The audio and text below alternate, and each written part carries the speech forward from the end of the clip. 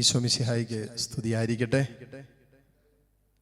മിശിഹായിൽ ഏറ്റവും സ്നേഹമുള്ളവരെ, ഈ രാത്രികാലം തമ്പുരാന്റെ കാരുണ്യത്തിനായി യാചിക്കാനായി നമ്മൾ ഒരുമിച്ച് കൂടിയിരിക്കുന്ന രാത്രി. വിശുദ്ധ ഫൗസ്റ്റീനയിലൂടെ കർത്താവ് പറഞ്ഞത് തമ്പുരാന്റെ കാരുണ്യം ആഘോഷിക്കപ്പെടണമെന്നും തമ്പുരാന്റെ കാരുണ്യത്തിനായി നമ്മൾ യാചിക്കണമെന്നുമാണ്.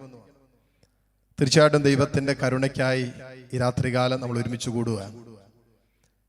കരുണയുടെ തിരുനാളിനോടനുബന്ധിച്ച് 4 ദിവസത്തെ പ്രത്യേകമായ പ്രാർത്ഥനാ ശുശ്രൂഷ കൺവെൻഷൻ ഈ ദിവസങ്ങളിൽ നടത്തപ്പെടുമ്പോൾ ദൈവത്തിന്റെ അനന്തമായ കരുണ നമ്മുടെ ഓരോരുത്തരുടെയും ജീവിതത്തിലും കുടുംബങ്ങളിലൊക്കെ വർഷിക്കപ്പെടുമെന്ന് തീർച്ചയാണ്. ദൈവത്തിന്റെ കരുണയാണ് നമ്മളെ വഴി നടത്തുന്നത്. ദൈവത്തിന്റെ കാരുണ്യമാണ് നമ്മൾ ഇന്നോളം കൈപിടിച്ചത്.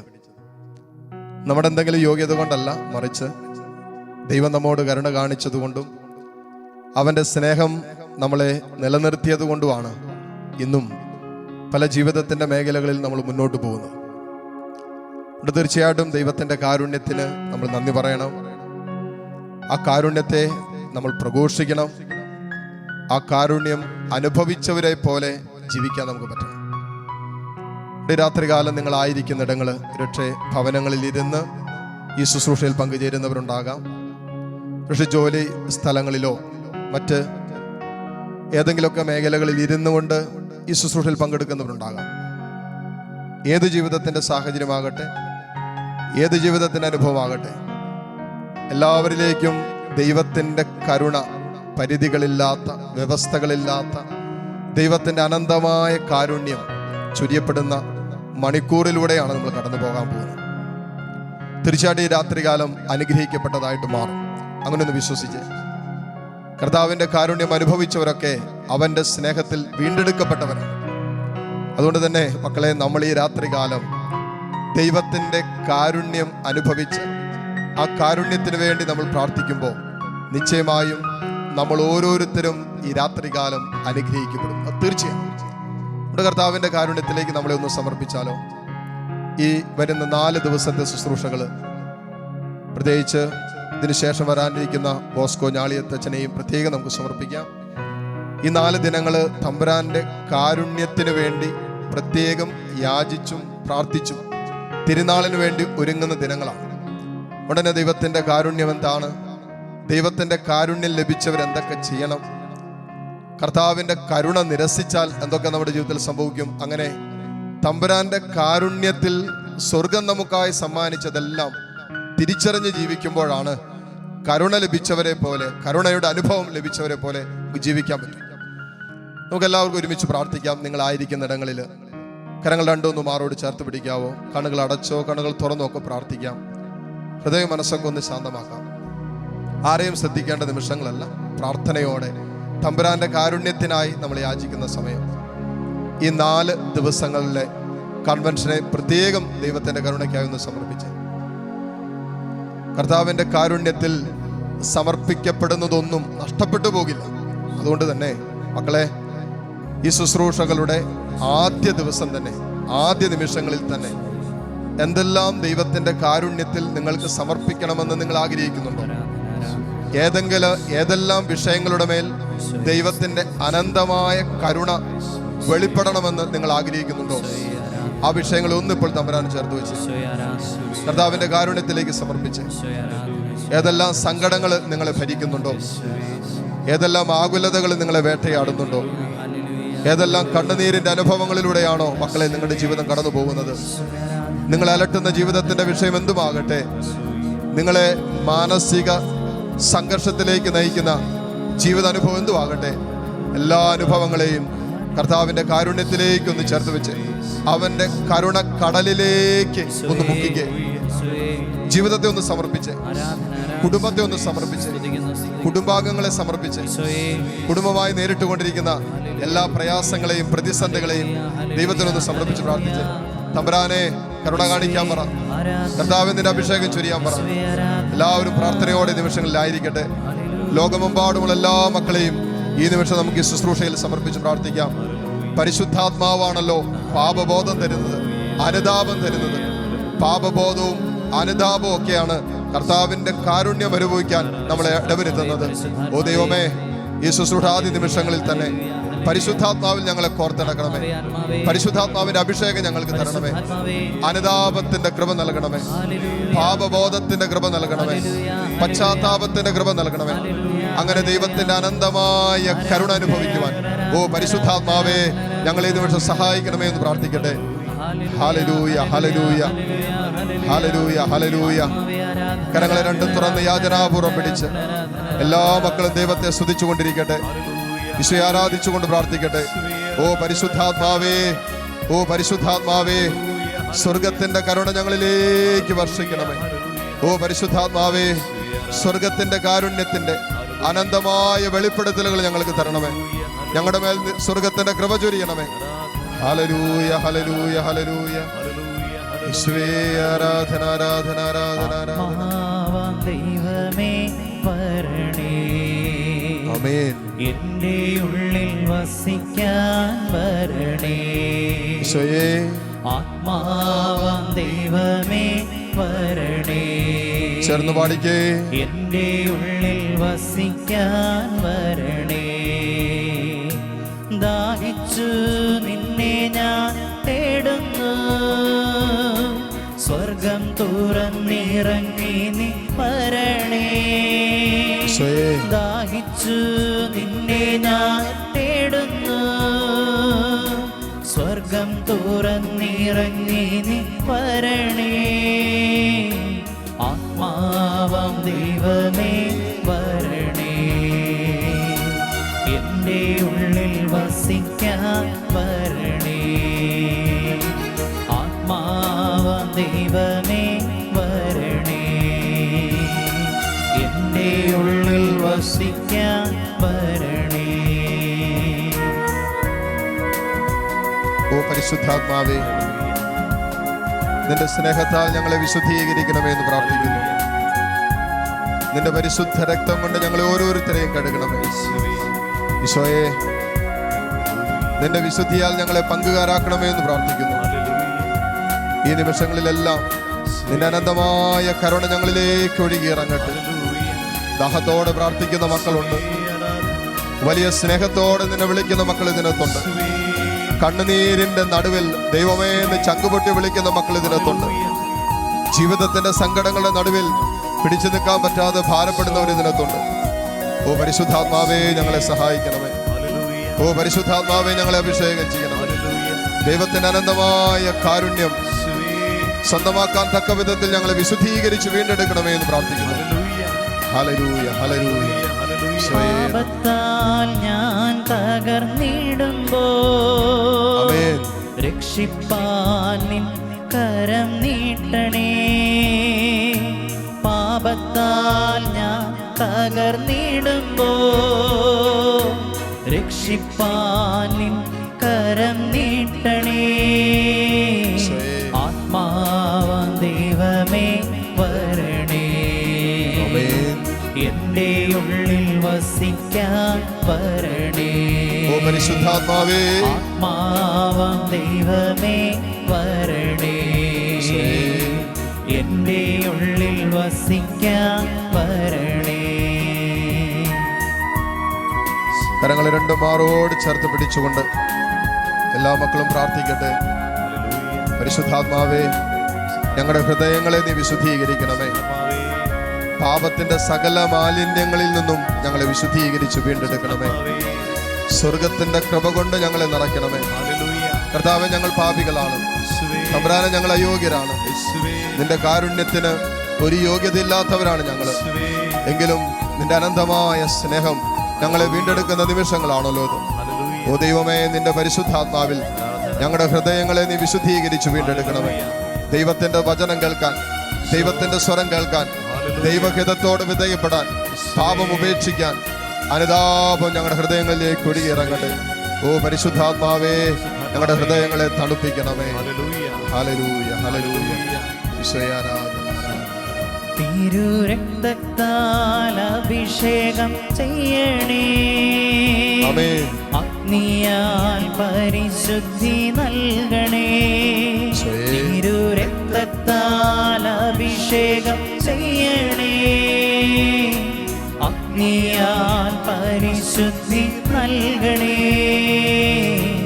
ആത്മാവാം ദൈവമേ വരണേ. എൻ്റെ ഉള്ളിൽ വസിക്കാൻ വരണേ. ആത്മാവാം ദൈവമേ വരണേ. എൻ്റെ ഉള്ളിൽ വസിക്കാൻ വരണേ. ഒരു നിമിഷം എല്ലാ മക്കളും കരങ്ങൾ രണ്ടും മാറോട് ചേർത്ത് പിടിച്ച് കണ്ണുകളെ ഒന്ന് അടച്ച് വളരെ ശാന്തമായി ഈ നിമിഷങ്ങളിൽ ദൈവത്തിൻ്റെ അനന്തമായ കാരുണ്യം നമ്മളെ വലയം ചെയ്യുന്ന നിമിഷമാണ്. മക്കളെ, നമ്മൾ പ്രതീക്ഷിക്കുന്നതിനും അപ്പുറം ദൈവത്തിൻ്റെ കാരുണ്യത്തിന് നമ്മുടെ ജീവിതത്തിൽ അത്ഭുതങ്ങൾ ചെയ്യാൻ പറ്റും. നമ്മൾ സ്വപ്നം കാണുന്നതിനപ്പുറം ദൈവത്തിൻ്റെ കാരുണ്യത്തിന് നമ്മുടെ ജീവിതങ്ങളെ വീണ്ടെടുക്കാൻ പറ്റും. ദൈവമേ, നിന്റെ കാരുണ്യത്തിന് വേണ്ടിയാണല്ലോ ഞങ്ങളിപ്പോൾ യാചിച്ച് നിൽക്കുന്നത്. ഞങ്ങളുടെ അയോഗ്യതകളൊന്നും തമ്പുരാനെ നീ നിമിഷം നോക്കരുത്. നിന്റെ കാരുണ്യം സകലരെയും യോഗ്യരാക്കുമെന്ന് നീ പറഞ്ഞല്ലോ. ആ കാരുണ്യം കൊണ്ട് ഇപ്പോൾ ഞങ്ങളെ നിറയ്ക്കണമേ. ഈ മക്കളുടെയൊക്കെ ജീവിതത്തിൽ തമ്പുരാനെ നിന്റെ കാരുണ്യം വെളിപ്പെടേണ്ട അനേകം മേഖലകളുണ്ട്. ഹൃദയം വിങ്ങുന്ന അനുഭവത്തിലൂടെ പ്രാർത്ഥിക്കുന്നവർ ഇതിനകത്തുണ്ടാകാം. ദൈവമേ, നിന്റെ കരുണ ഈ മക്കളുടെ മേൽ വർഷിക്കണം.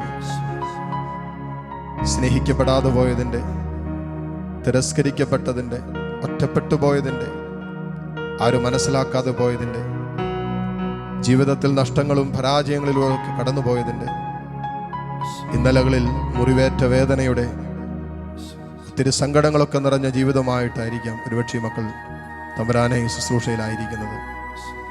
നിന്റെ കാരുണ്യം വെളിപ്പെടുമ്പോൾ എല്ലാ മേഖലയിലും പരിഹാരമുണ്ടെന്ന് നീ പറഞ്ഞല്ലോ. ഈശോയെ, നിന്റെ കാരുണ്യമാണല്ലോ എല്ലാറ്റിൻ്റെയും പരിഹാരം. നിങ്ങളുടെ എല്ലാ പ്രശ്നങ്ങളുടെയും പരിഹാരം നിന്റെ കരുണയാണല്ലോ. അതിൻ്റെ കാരുണ്യം ഹൃദയങ്ങളിലേക്ക് ഒഴുകിയിറങ്ങട്ടെ. ഈ മക്കളുടെ ഹൃദയങ്ങൾ ഏതെങ്കിലുമൊക്കെ കാര്യങ്ങളെ പ്രതി അസ്വസ്ഥമാണെങ്കിൽ കർത്താവേ, നിന്റെ കാരുണ്യത്താൽ അവയെല്ലാം ശാന്തമാക്കണമെന്ന് പ്രാർത്ഥിക്കുന്നു.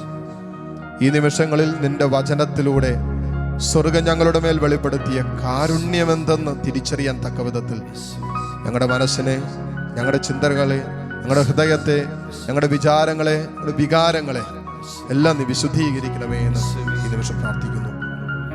മക്കളെ, കരങ്ങൾ രണ്ടും മാറോട് ചേർത്ത് പിടിച്ച് താഴ്ന്ന സ്വരത്തിൽ തമ്പുരാനെ നിന്റെ കാരുണ്യം കൊണ്ട് എന്നെ നിറയ്ക്കാൻ പറ. ഈ വരുന്ന ശുശ്രൂഷയുടെ നിമിഷങ്ങളിലെല്ലാം ദൈവമേ, നിന്റെ കാരുണ്യം കൊണ്ട് എന്നെ നിറയ്ക്കാൻ പറ.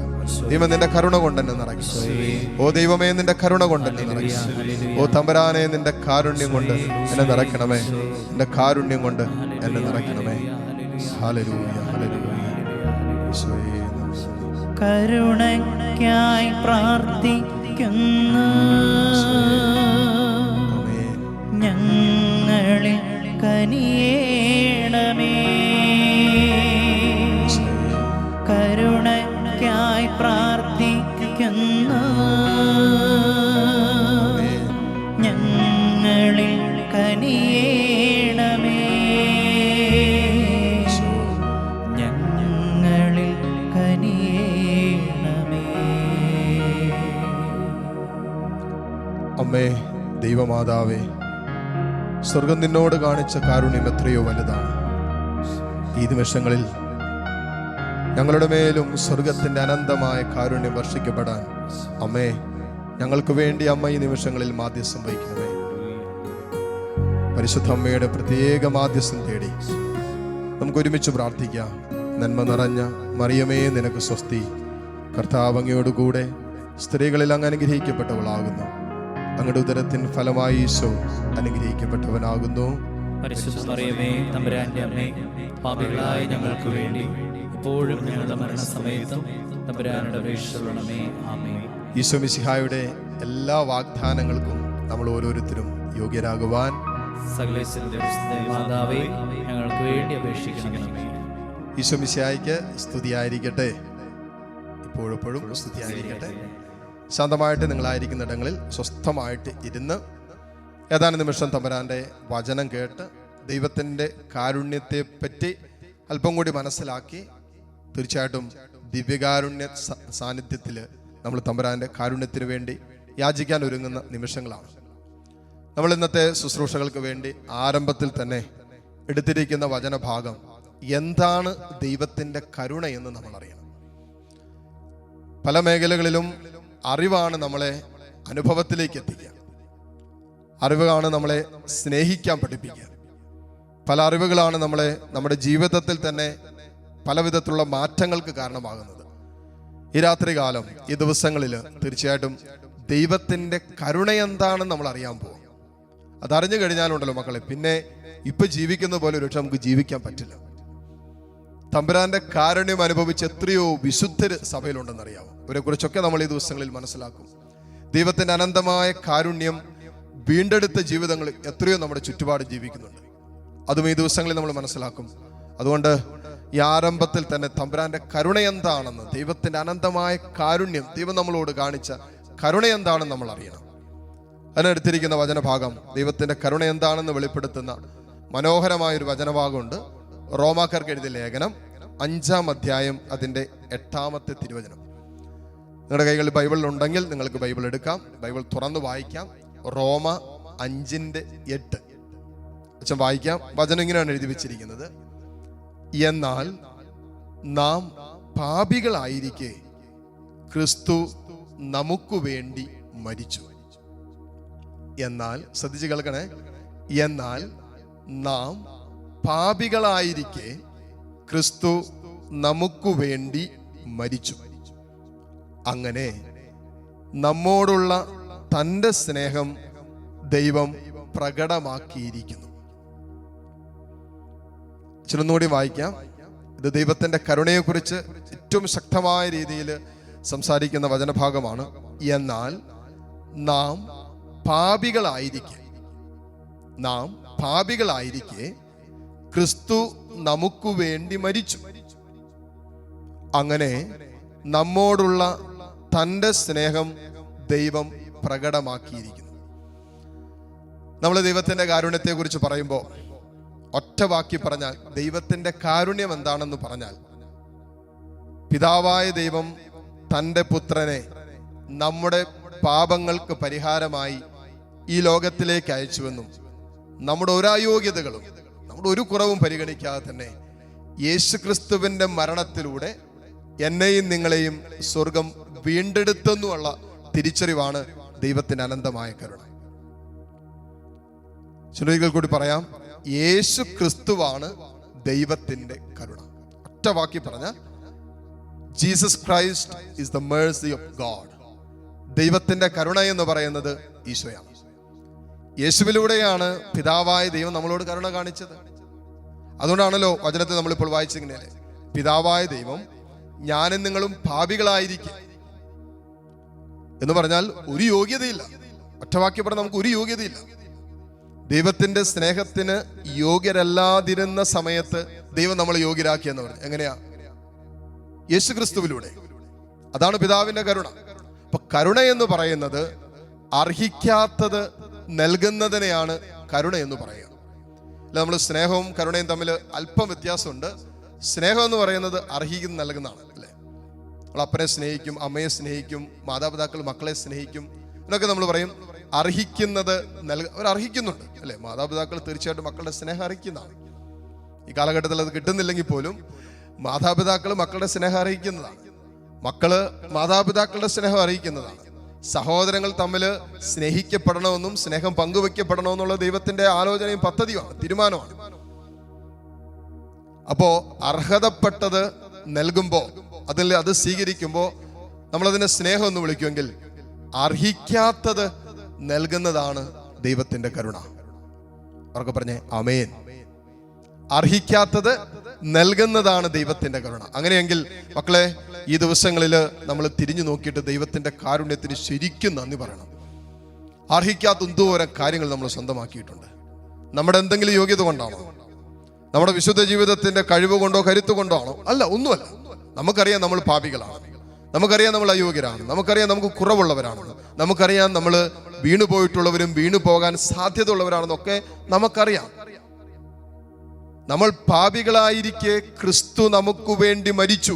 ശ്രദ്ധിക്കണേ, എന്ന് പറഞ്ഞാൽ ഏതവസ്ഥയിലായിരുന്നാലും ഒരു ജീവിതം, ഒരാത്മാവ് കടന്നു പോകുന്ന അവസ്ഥ എന്തുവാകട്ടെ, ഏതവസ്ഥയിലും ഒരാത്മാവിനെ വീണ്ടെടുക്കാൻ ദൈവത്തിന്റെ കാരുണ്യത്തിന് സാധിക്കുമെന്നാണ് ദൈവത്തിന്റെ കരുണ നമ്മളെ പഠിപ്പിക്കുക. ഹല്ലേലൂയ. എന്ന് പറഞ്ഞാൽ എന്നെ ശ്രവിക്കുന്ന ലോകത്തിന്റെ ഏത് കോണിലിരുന്നാണോ മോനെ ഈ ശുശ്രൂഷയിൽ നീ പങ്കെടുക്കുന്നത്, വീണ്ടെടുക്കപ്പെടാനാകാത്ത വിധം കർത്താവിന്റെ കാരുണ്യത്തിൽ നിന്ന് ഞാനും നിങ്ങളും അകന്നു പോയിട്ടില്ല. വീണ്ടെടുക്കപ്പെടാനാകാത്ത വിധം ദൈവത്തിന്റെ സ്നേഹത്തിൽ നിന്നും അവന്റെ കാരുണ്യത്തിൽ നിന്നും നമ്മൾ അകന്നു പോയിട്ടില്ല. എന്ന് പറഞ്ഞാൽ ദൈവത്തിന്റെ കാരുണ്യത്തിന് നിന്നെ വീണ്ടെടുക്കാൻ പറ്റും. എത്രയോ ജീവിതങ്ങൾ ഇന്ന് കടന്നു പോകുന്ന അവസ്ഥയാണെന്നറിയാം, കുറ്റബോധം. എനിക്ക് തോന്നുന്നു ഈ ദിവസത്തിന്റെ അല്ലെങ്കിൽ ഈ ദിവസങ്ങളിൽ ആരംഭത്തിൽ തന്നെ നമ്മൾ വിശുദ്ധീകരിക്കപ്പെട്ട് തമ്പുരാന്റെ സ്നേഹം അനുഭവിക്കേണ്ട ഒരു വികാരമാണ് കുറ്റബോധം. കുറ്റബോധമല്ല നമുക്ക് വേണ്ടത്, പാപബോധമാണ് വേണ്ടത്. അപ്പോ പരിശുദ്ധാത്മാവാണ് നമുക്ക് പാപബോധം തരുന്നത്. ഈ പാപബോധവും അനുതാപവും മാനസാന്തരവും ഒക്കെയാണ് തമ്പുരാന്റെ കാരുണ്യം അനുഭവിക്കാൻ നമ്മൾ ഇടവരുത്തുന്നത്. ഇതെങ്ങനെയാണെന്നറിയോ, തമ്പുരാന്റെ കരുണ അനുഭവിക്കാത്തതുകൊണ്ട് അനേകർ കടന്നു പോകുന്ന ഒരവസ്ഥയാണ് കുറ്റബോധത്തിൽ കിടക്കും, സ്വയം കുറ്റപ്പെടുത്തിക്കൊണ്ടിരിക്കും. അത് ഇന്നലകളുടെ പാപത്തിന്റെ വഴികളിലൂടെ സഞ്ചരിച്ചതിന്റെ പേരിലോ, ഇന്നലകളിൽ ജീവിതത്തിൽ കടന്നുപോയ ചില ഓർമ്മകളുടെ പേരിലോ, അല്ലെങ്കിൽ പിശാച് കുത്തിവെക്കുന്ന അവന്റെ വിഷമായ കുറ്റബോധമുണ്ട്. ഇങ്ങനെ മനസ്സിൽ കടന്നിട്ട് പലരോട്, അച്ഛാ എന്നാലും എനിക്ക് പുറത്തു വരാൻ പറ്റുന്നില്ല അച്ഛാ, എനിക്കത് ഓർക്കും, എനിക്ക് ഭയങ്കര വിഷമം അച്ഛാ, എന്തായാലും തമ്പുരാൻ എന്നോട് ക്ഷമിക്കോ, കർത്താവിനോട് കരുണ കാണിക്കോ, ഞാൻ ഇത്രയും വലിയ പാപം ചെയ്തു പോയില്ലേ, ഞാൻ ഇത്രയും വലിയ പാപിയല്ലേ എന്നൊക്കെ പറയുന്നവരുണ്ട്. പ്രത്യേകിച്ച് ഈ അബോർഷൻ മൂലമുള്ള പാപത്തിലൂടെ കടന്നുപോയ ഒത്തിരി സഹോദരിമാർ അച്ഛൻ കണ്ടിട്ടുണ്ട്. ഒരു വേദനയോട് പങ്കുവെച്ച കാര്യമാണ്. വർഷങ്ങൾക്കിപ്പുറം 10, 15, 20 വർഷങ്ങൾക്ക് ഇപ്പുറം പറയുന്ന കാര്യം വെച്ചാൽ ഇന്നും ഞങ്ങളുടെ മനസ്സിൽ ഭയങ്കര കുറ്റബോധം വെച്ചാൽ ഭയങ്കര കുറ്റബോധം. എന്നാ, 20 വർഷങ്ങൾക്കും 15 വർഷങ്ങൾക്ക് മുമ്പ് തമ്പുരാൻ ഞങ്ങൾക്ക് ദാനമായി തന്ന കുഞ്ഞിനെ ഉദരത്തിൽ വെച്ച് നശിപ്പിച്ച് കളഞ്ഞതിന്റെ ഒരു സങ്കടം, അത് കുറ്റബോധമായിട്ട് ഇന്നും മനസ്സിൽ കിടക്കുക. പലപ്പോഴും പലവട്ടം വചനം കേട്ട് കുമ്പസാരിച്ചിട്ടുണ്ട്. പലാവർത്തി ദൈവത്തിന്റെ വചനം കേട്ട് അത് പാപമാണെന്ന്, അത് തെറ്റാണെന്ന് മനസ്സിലാക്കി കുമ്പസാരിച്ച് കുമ്പസാരത്തിൽ ഏറ്റുപറഞ്ഞിട്ടുള്ളതാണ്. എന്നിട്ട് വീണ്ടും ധ്യാനത്തിന് പങ്കെടുക്കുമ്പോൾ, വചന ശുശ്രൂഷകൾ കേൾക്കുമ്പോൾ ഒക്കെ വീണ്ടും മനസ്സിലേക്ക് കുറ്റബോധം വരുവാന്ന് പറയും. കുറ്റബോധം പരിശുദ്ധാത്മാ അനുതാപമാണ് തരുന്നത്. പിശാച് നമ്മളിൽ കുത്തിവെക്കുന്നതാണ് കുറ്റബോധം. എന്ന് പറഞ്ഞാൽ കർത്താവ് നമ്മളോട് കാണിച്ച കാരുണ്യം, കർത്താവ് നമ്മളോട് ക്ഷമിച്ചുവെന്നും നമ്മുടെ ഹൃദയം കൊണ്ടും ജീവിതം കൊണ്ടും അംഗീകരിക്കാനും ഏറ്റുപറയാനും പറ്റാത്ത ഒരനുഭവത്തിൽ നമ്മുടെ ഹൃദയത്തെ, നമ്മുടെ മനസ്സിനെ പിശാച് കെട്ടിയിടുന്ന മേഖലയാണ് ഈ കുറ്റബോധം എന്ന് പറയുന്നത്.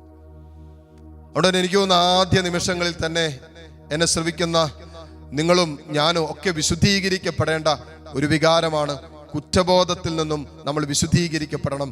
അത് കർത്താവിന്റെ പദ്ധതിയല്ല, അവന്റെ കാരുണ്യത്താൽ നീ വീണ്ടെടുക്കപ്പെട്ടാൽ പിന്നെ കുറ്റബോധത്തിന്റെ ആവശ്യമില്ല. നീ ഇന്നും കുറ്റബോധത്തിൽ കിടക്കുന്നുണ്ട്, അതിനെ കാണുന്നറിയോ, നീ കർത്താവിന്റെ കാരുണ്യം എന്തെന്ന് മനസ്സിലാക്കിയിട്ടില്ല. അതുകൊണ്ടല്ലേ പറഞ്ഞത്, നീ പാപിയായിരിക്കെ കർത്താവ് നിനക്ക് വേണ്ടി കുരിശിൽ മരിച്ചെന്നാ പറഞ്ഞു. മോളെ, നീ എത്ര വലിയ പാപിയായിക്കോട്ടെ, നീ ഏതറ്റം വരെ പാപം ചെയ്തു എന്ന് നിന്റെ മനസ്സിനിങ്ങനെ ഭാരമായിട്ട് നിൽക്കുന്നുണ്ടാകട്ടെ. ഇന്നലകളിൽ നീ കടന്നുപോയ ജീവിതത്തിന്റെ ഓർമ്മകളിൽ പലപ്പോഴായി ചില പാപത്തിന്റെ വഴികളിലൂടെ നീ സഞ്ചരിച്ചിട്ടുണ്ടാകാം. ഇടറിപ്പോയ അനുഭവങ്ങൾ നിന്റെ ജീവിതത്തിൽ ഇന്നലകൾ ഉണ്ടാകാം. ഒരുപക്ഷെ ചില ദാമ്പത്യത്തിന്റെ അവിശ്വസ്തതകളിലേക്കും നിന്റെ മക്കളോടുള്ള ആ സ്നേഹബന്ധത്തിലും സമർപ്പണത്തിലുള്ള വിശുദ്ധിയിൽ പോലും നിലനിൽക്കാൻ നിനക്ക് പറ്റാതെ അതുപോലുള്ള പാപത്തിൽ വീണു പോയിട്ടുണ്ടെങ്കിലും ഒരു കാര്യം മനസ്സിലാക്കണം, ഈ ശുശ്രൂഷ ആദ്യ നിമിഷങ്ങളിൽ തന്നെ തമ്പുരാന്റെ കാരുണ്യത്തിന് നിന്നെ വീണ്ടെടുക്കാൻ പറ്റും. കാരണം നാം പാപികളായിരിക്കെ ക്രിസ്തു നമുക്ക് വേണ്ടി മരിച്ചു. അപ്പോ ഇവിടെ നമ്മുടെ ഒരു യോഗ്യതയില്ല. ദൈവം നമ്മളോട് കരുണ കാണിച്ചത് നമ്മുടെ എന്തെങ്കിലും യോഗ്യത കൊണ്ടോ, നമ്മുടെ എന്തെങ്കിലും സ്റ്റേറ്റസ് കൊണ്ടോ, നമ്മുടെ എന്തെങ്കിലും പുണ്യം കൊണ്ടോ, നമ്മുടെ എന്തെങ്കിലും അധികാരം ഒന്നുമല്ല. ഉണ്ട്. ദൈവം തൻ്റെ കരുണ വെളിപ്പെടുത്തുമ്പോൾ നമ്മുടെ അവസ്ഥയിലേക്കല്ല ദൈവം നമ്മളെ നോക്കുന്നത്, നമ്മുടെ പാപാവസ്ഥകളിലേക്ക് നോക്കിയിട്ട് അന്ന് ഇവൻ വലിയ പാപിയല്ലേ, ഇവന്റെ മേൽ കരുണ കാണിക്കണ്ട എന്നല്ല പറയുന്നത്. ഇവൻ ഇത്ര വലിയ പാപം ചെയ്തില്ല, ഇവനോട് കരുണ കാണിക്കണം. ഇവൻ ക്ഷമിക്കാതിരിക്കുമല്ലോ, ഇവനോട് കരുണ കാണിക്കണം. ഇവൻ ഇങ്ങനെയുള്ള ജീവിതമല്ലേ, അന്ന് ഇവനോട്. അങ്ങനെയല്ല. വിശുദ്ധ ഫൗസ്റ്റീനിലൂടെ കർത്താവ് വെളിപ്പെടുത്തിയത് എന്നാണെന്നറിയുമോ? ഏറ്റവും വലിയ പാപിക്കാണ്, ഈ ലോകത്തിൽ ഏറ്റവും വലിയ പാപിക്കാണ് ദൈവത്തിന്റെ കാരുണ്യത്തിന് ഏറ്റവും അനന്തമായ യോഗ്യത ഉള്ളതെന്ന് പറയുന്നത്.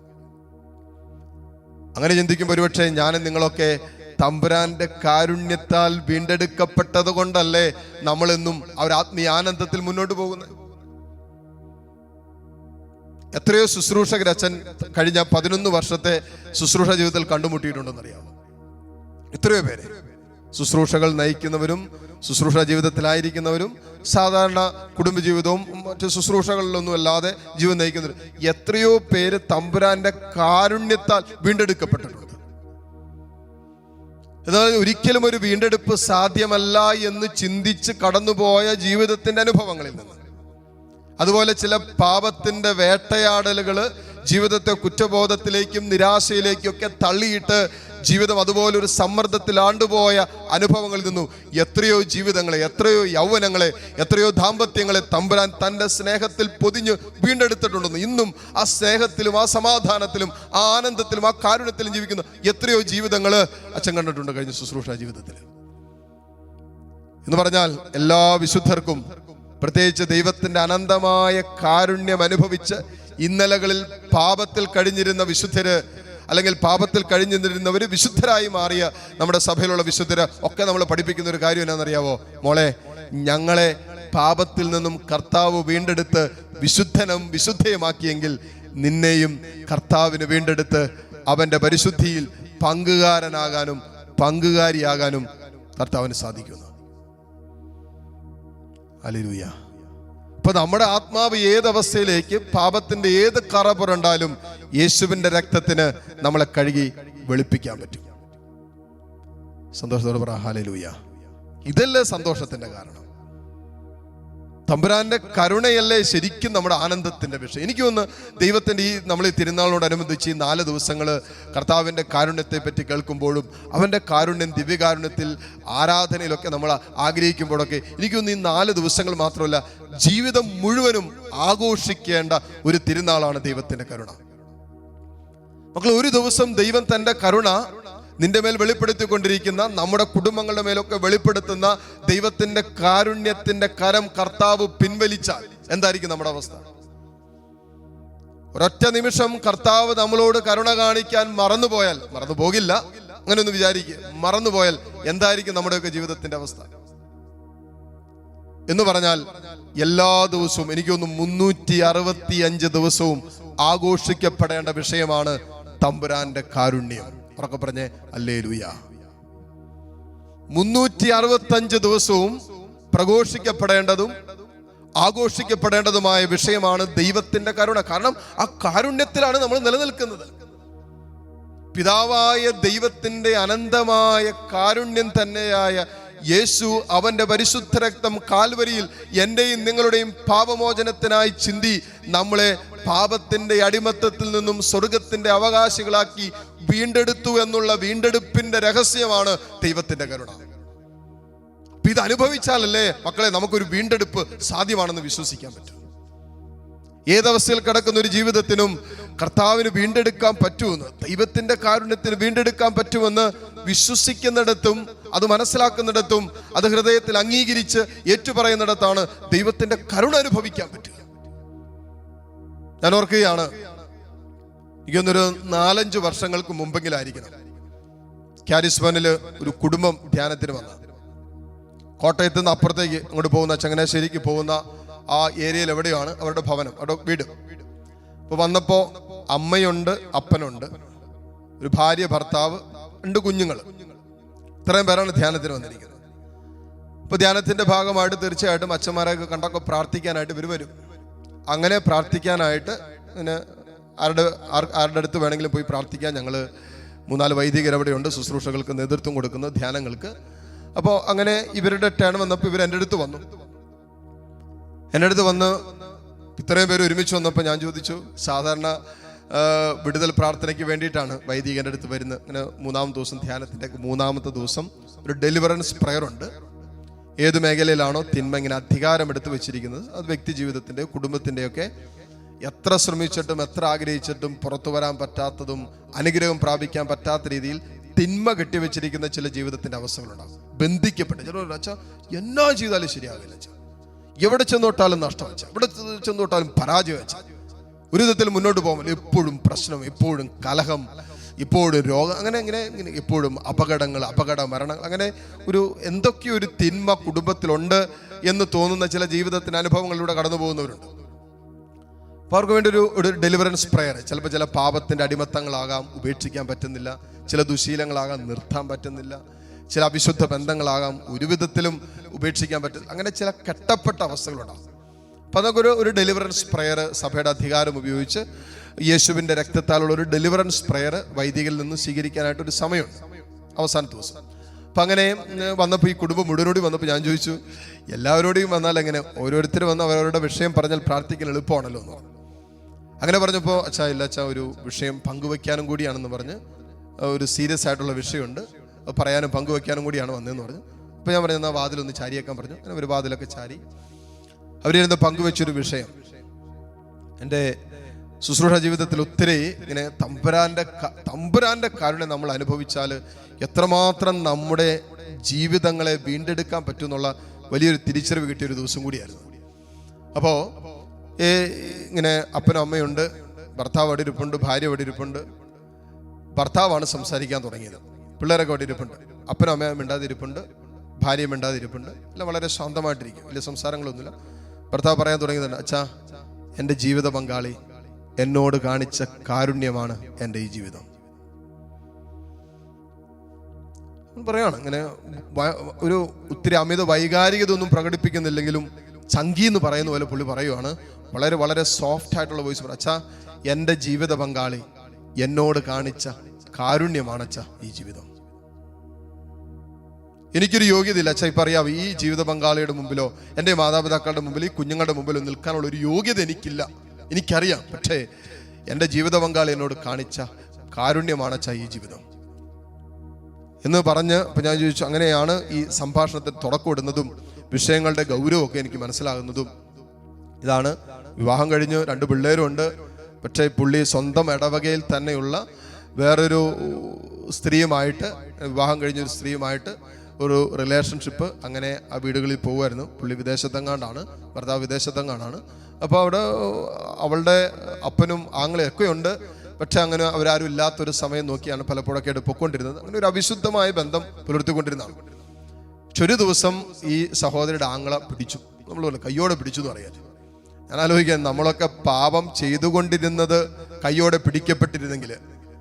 ഞാൻ ഓർക്കുന്നുണ്ട് മഞ്ഞാക്കലച്ചൻ ഒരു ദിവസം കൺവെൻഷൻ വന്നപ്പോൾ പറഞ്ഞത്, ഞാനും നിങ്ങളൊക്കെ ഒരുപക്ഷെ പിടിക്കപ്പെടാത്ത പാപികളായിരിക്കും. പിടിക്കപ്പെട്ടിട്ടില്ലെന്നേ ഉള്ളൂ, പക്ഷെ നമ്മൾ പാപം ചെയ്യുന്നുണ്ട്. മറ്റുള്ളവർ കാണുന്നില്ലെന്നേ ഉള്ളൂ, പക്ഷെ നമ്മൾ നമ്മുടെ സ്വകാര്യതയിൽ പല പാപങ്ങളും താലോലിക്കുകയും ചെയ്തുകൊണ്ടിരിക്കുകയാണ്. ഇങ്ങനെ ഒരു സംഭവം കയ്യോടെ പിടിച്ചു. പിന്നെ നിങ്ങളൊന്ന് ആലോചിച്ച് നോക്കിയേ, ഇടവക്കാർ മുഴുവൻ അറിഞ്ഞു, നാട്ടുകാരറിഞ്ഞു, നിൽക്കാൻ പറ്റുമോ? ആ ഏരിയ നിൽക്കാൻ പറ്റുന്ന ഒരു അവസ്ഥയാണ്.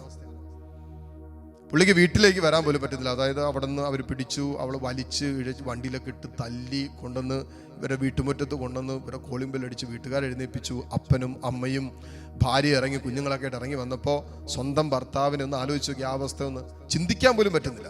പറയുമ്പോൾ പോലും നമുക്കൊരു അത് അത്രമാത്രം ഒരു ഭാരം സമ്മാനിച്ചൊരു വിഷയമാണ് ആ കുടുംബത്തിന്.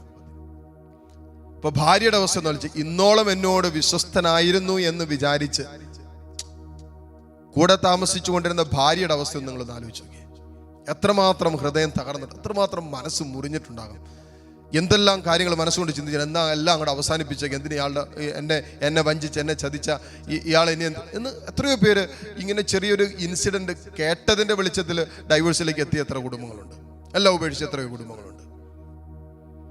എല്ലാം അങ്ങോട്ട് അവസാനിപ്പിച്ചു. അതായത് എൻ്റെ ഭർത്താവിന് എവിടെ ഒരു ചെറിയ റിലേഷൻഷിപ്പ് ഉണ്ടായിരുന്നു, പണ്ടുണ്ടായിരുന്ന പഠിച്ചുകൊണ്ടിരുന്ന സമയത്തുണ്ടായിരുന്ന ഫ്രണ്ട്സിനോട് മെസ്സേജ് അയച്ചതിൻ്റെ പേരിലൊക്കെ ഡൈവേഴ്സിൽ അപേക്ഷിച്ച് എത്രയോ പേരുണ്ടെന്നറിയാം. എല്ലാം അങ്ങോട്ട് അവസാനിപ്പിക്കാൻ തീരുമാനിച്ചു. അപ്പം ഇങ്ങനെ ഒരു അവസ്ഥ വന്നു. പുള്ളി വീട്ടിൽ വന്നു.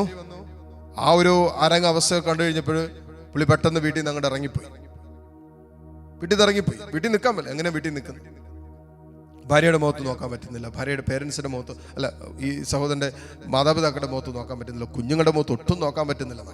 അങ്ങനെ പുള്ളി അങ്ങോട്ട് ഇറങ്ങി എവിടെയൊക്കെ പോയി കുറേ ദിവസം കുറേ മണിക്കൂറുകൾ ഒറ്റയ്ക്കിരുന്നു. പിന്നെ പുള്ളി ചെയ്തത് എന്നാന്ന് വെച്ചാൽ പുള്ളി ട്രെയിൻ കയറി.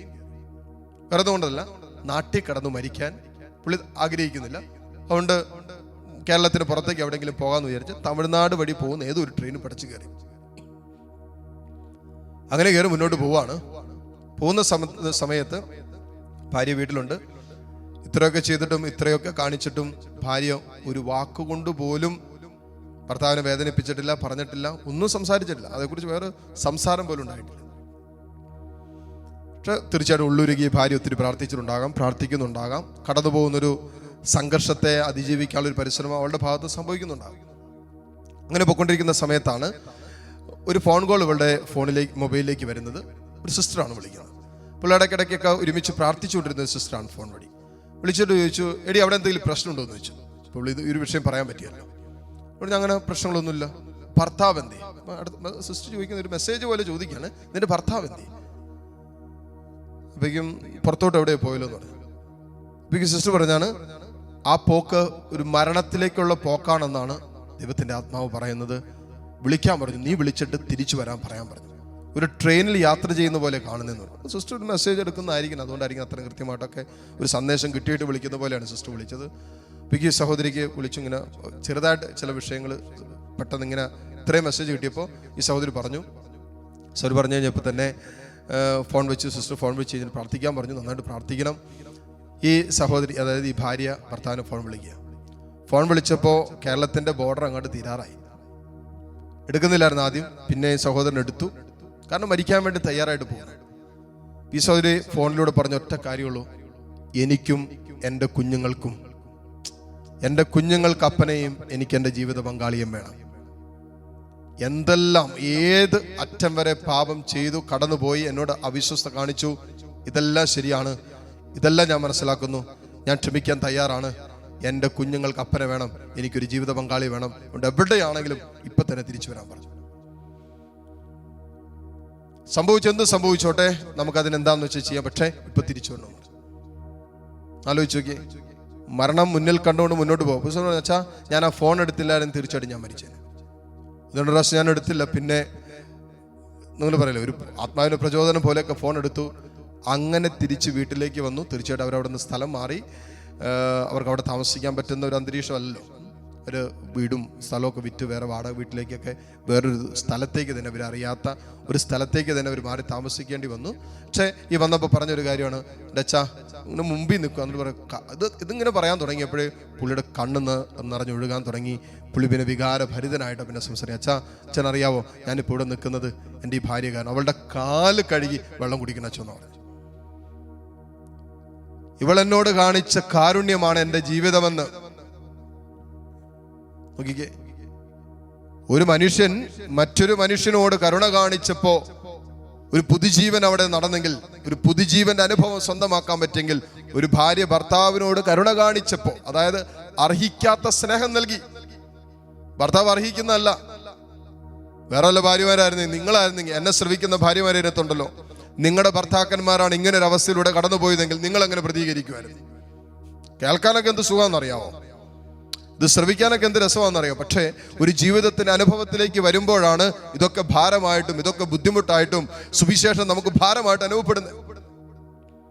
കേൾക്കാൻ സുവിശേഷം നല്ല രസമാണ്, പക്ഷേ അത് ജീവിതത്തിന്റെ ഭാഗമാകാൻ വരുമ്പോഴാണ് അത് അല്പം സങ്കടങ്ങളും സഹനങ്ങളും ഒക്കെ നമുക്ക് സമ്മാനിക്കുന്നത്.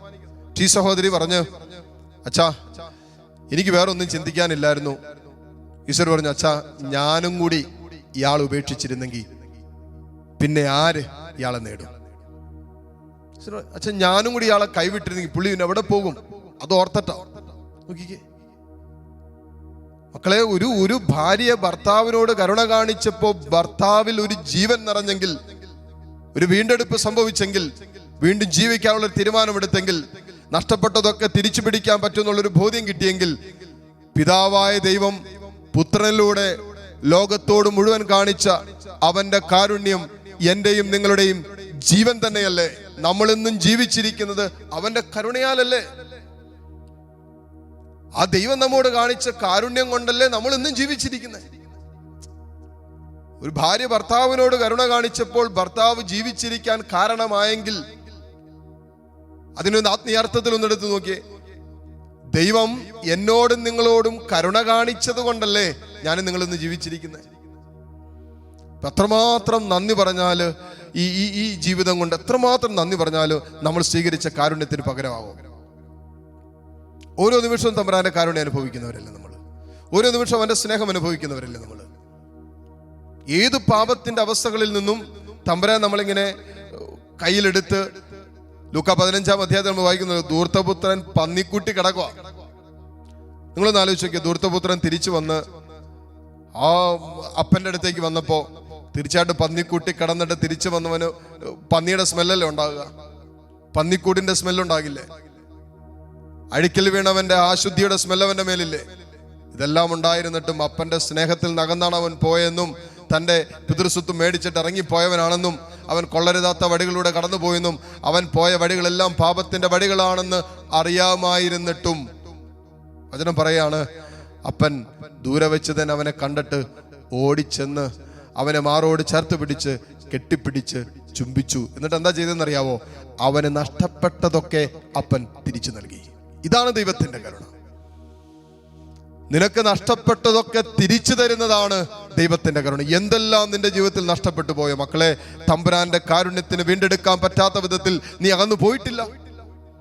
ദൈവത്തിന്റെ സ്നേഹത്തിനും അവന്റെ കാരുണ്യത്തിനും വീണ്ടെടുക്കാൻ ആകാത്ത വിധം മക്കളെ നമ്മൾ ആരും അകന്നു പോയിട്ടില്ല. ഇത് തിരിച്ചറിഞ്ഞ് ആ യേശു കാൽവരിയിൽ എനിക്കും നിനക്കും വേണ്ടി ചിന്തിയ രക്തമുണ്ടല്ലോ, പിതാവായ ദൈവം യേശു ക്രിസ്തുവിലൂടെ എന്റെയും നിങ്ങളുടെയും ജീവിതത്തിന്റെ മേൽ വെളിപ്പെടുത്തിയ അനന്തമായ കരുണയുണ്ടല്ലോ, അർഹിക്കാത്ത സ്നേഹം, ഒരു യോഗ്യതയില്ല. എന്നിട്ടും തമ്പുരാൻ നിരന്തരം നമ്മളെ ഇങ്ങനെ അവന്റെ കാരുണ്യം കൊണ്ട് പൊതിഞ്ഞു പിടിക്കുക. ആ കാരുണ്യത്തിലാണ് നമ്മുടെ ഈ ജീവിതം. നമ്മൾ നമ്മുടെ കുടുംബമൊക്കെ. അതുകൊണ്ട് എനിക്ക് തോന്നുന്നു, ഞാൻ എപ്പോഴും പ്രാർത്ഥിക്കാനിരിക്കുമ്പോൾ പ്രാർത്ഥിക്കുന്ന ഒരു ചെറിയൊരു പ്രയറുണ്ട്, ദൈവമേ നിന്റെ കാരുണ്യത്തിന് നന്ദി. ഒത്തിരി വലിയ പ്രാർത്ഥിക്കാനുള്ള സമയമൊക്കെ കിട്ടാതെ വരുന്ന സമയങ്ങളിലൊക്കെ ഉള്ളുകൊണ്ട് ചുമ്മാ നിരന്തരം ഇങ്ങനെ പ്രാർത്ഥിച്ചുകൊണ്ടിരിക്കുന്ന ഒരു പ്രാർത്ഥനയുണ്ട്, ദൈവമേ നിന്റെ കാരുണ്യത്തിന് നന്ദി, തമ്പുരാനെ നിന്റെ കാരുണ്യത്തിന് നന്ദി, ദൈവം നിന്റെ കാരണം ആ കാരുണ്യമാണ് ഓരോ നിമിഷം നമ്മൾ മുന്നോട്ട് കൊണ്ടുപോയിക്കൊണ്ടിരിക്കുന്നത്. എത്രയോ ജീവിതങ്ങളിലൂടെ ദൈവത്തിന്റെ കരുണ അനുഭവിക്കാൻ നമുക്ക് കാരണമായി. എത്രയോ ഇടങ്ങളിൽ നിന്നും ദൈവത്തിന്റെ കാരുണ്യം നമ്മൾ അനുഭവിച്ചു. എത്രയോ സന്ദർഭങ്ങളിൽ തമ്പുരാന്റെ കാരുണ്യം കൊണ്ട് മാത്രം നമ്മൾ എഴുന്നേറ്റ് നിന്നു. പട്ടിണിയിൽ കിടക്കാമായിരുന്ന, പട്ടിണിയിലും ദാരിദ്ര്യത്തിലും കടന്നു പോകാമായിരുന്ന ഇന്നലകളിൽ നിന്നും തമ്പുരാന്റെ കാരുണ്യമല്ലേ നമ്മൾ ഇന്ന് ഈ അവസ്ഥയിൽ എത്തിച്ച്. അഹങ്കരിക്കാൻ നമുക്ക് എന്താ ഉള്ളത്? നമ്മുടെ സമപ്രായക്കാരിന്ന് രോഗികളും മനസ്സ് തളർന്ന് ശരീരം തളർന്ന് കിടക്കുമ്പോ നീ അനുഭവിക്കുന്ന ആരോഗ്യം ദൈവത്തിന്റെ കാരുണ്യമല്ലേ?